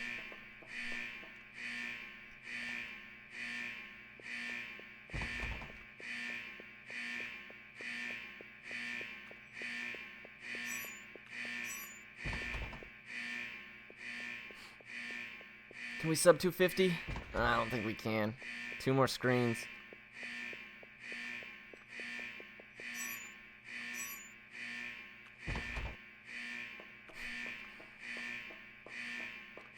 We might be able to. Alright, guys, ladies and gentlemen. 1 more screen in the sub 250, despite all the mistakes. That's really, really good. I'm happy with that. We did it, ladies and gentlemen. That is Parasite E for you. Let me throw on my headphones so I can talk to Magus, who is going to be doing the next run, and I believe restreaming it as well. Man, thank you guys so much for watching. Seriously, it means a lot to me. It means a lot to me that you guys are here checking it out. Again, Soul Killer, who was unable to run Shadow Hearts, it's really a shame. Hope the guy feels better. Don't worry, man, we got your back. We're a little behind schedule, but it is all going well. Man, I screwed up so much, but, you know, that's Parasite Eve, and I'll be happy with that run. I haven't played in months, so I guess that's what I can expect, right? That's going to be it. In order to save as much time as possible, I'm going to go ahead and kick it over to transition screen, play some music, and we're going to drop the stream for just a split second while we switch restreamers. So if it doesn't automatically reconnect to you guys, you need to refresh the screen. So you'll see in a second. But again, thank you so much. My name is Professor Palmer. You can see it on the overlay. And I'll be around in chat and stuff. So make sure you guys stay tuned for the rest of the week. We're going to have some amazing games. But without further ado, we're moving it along.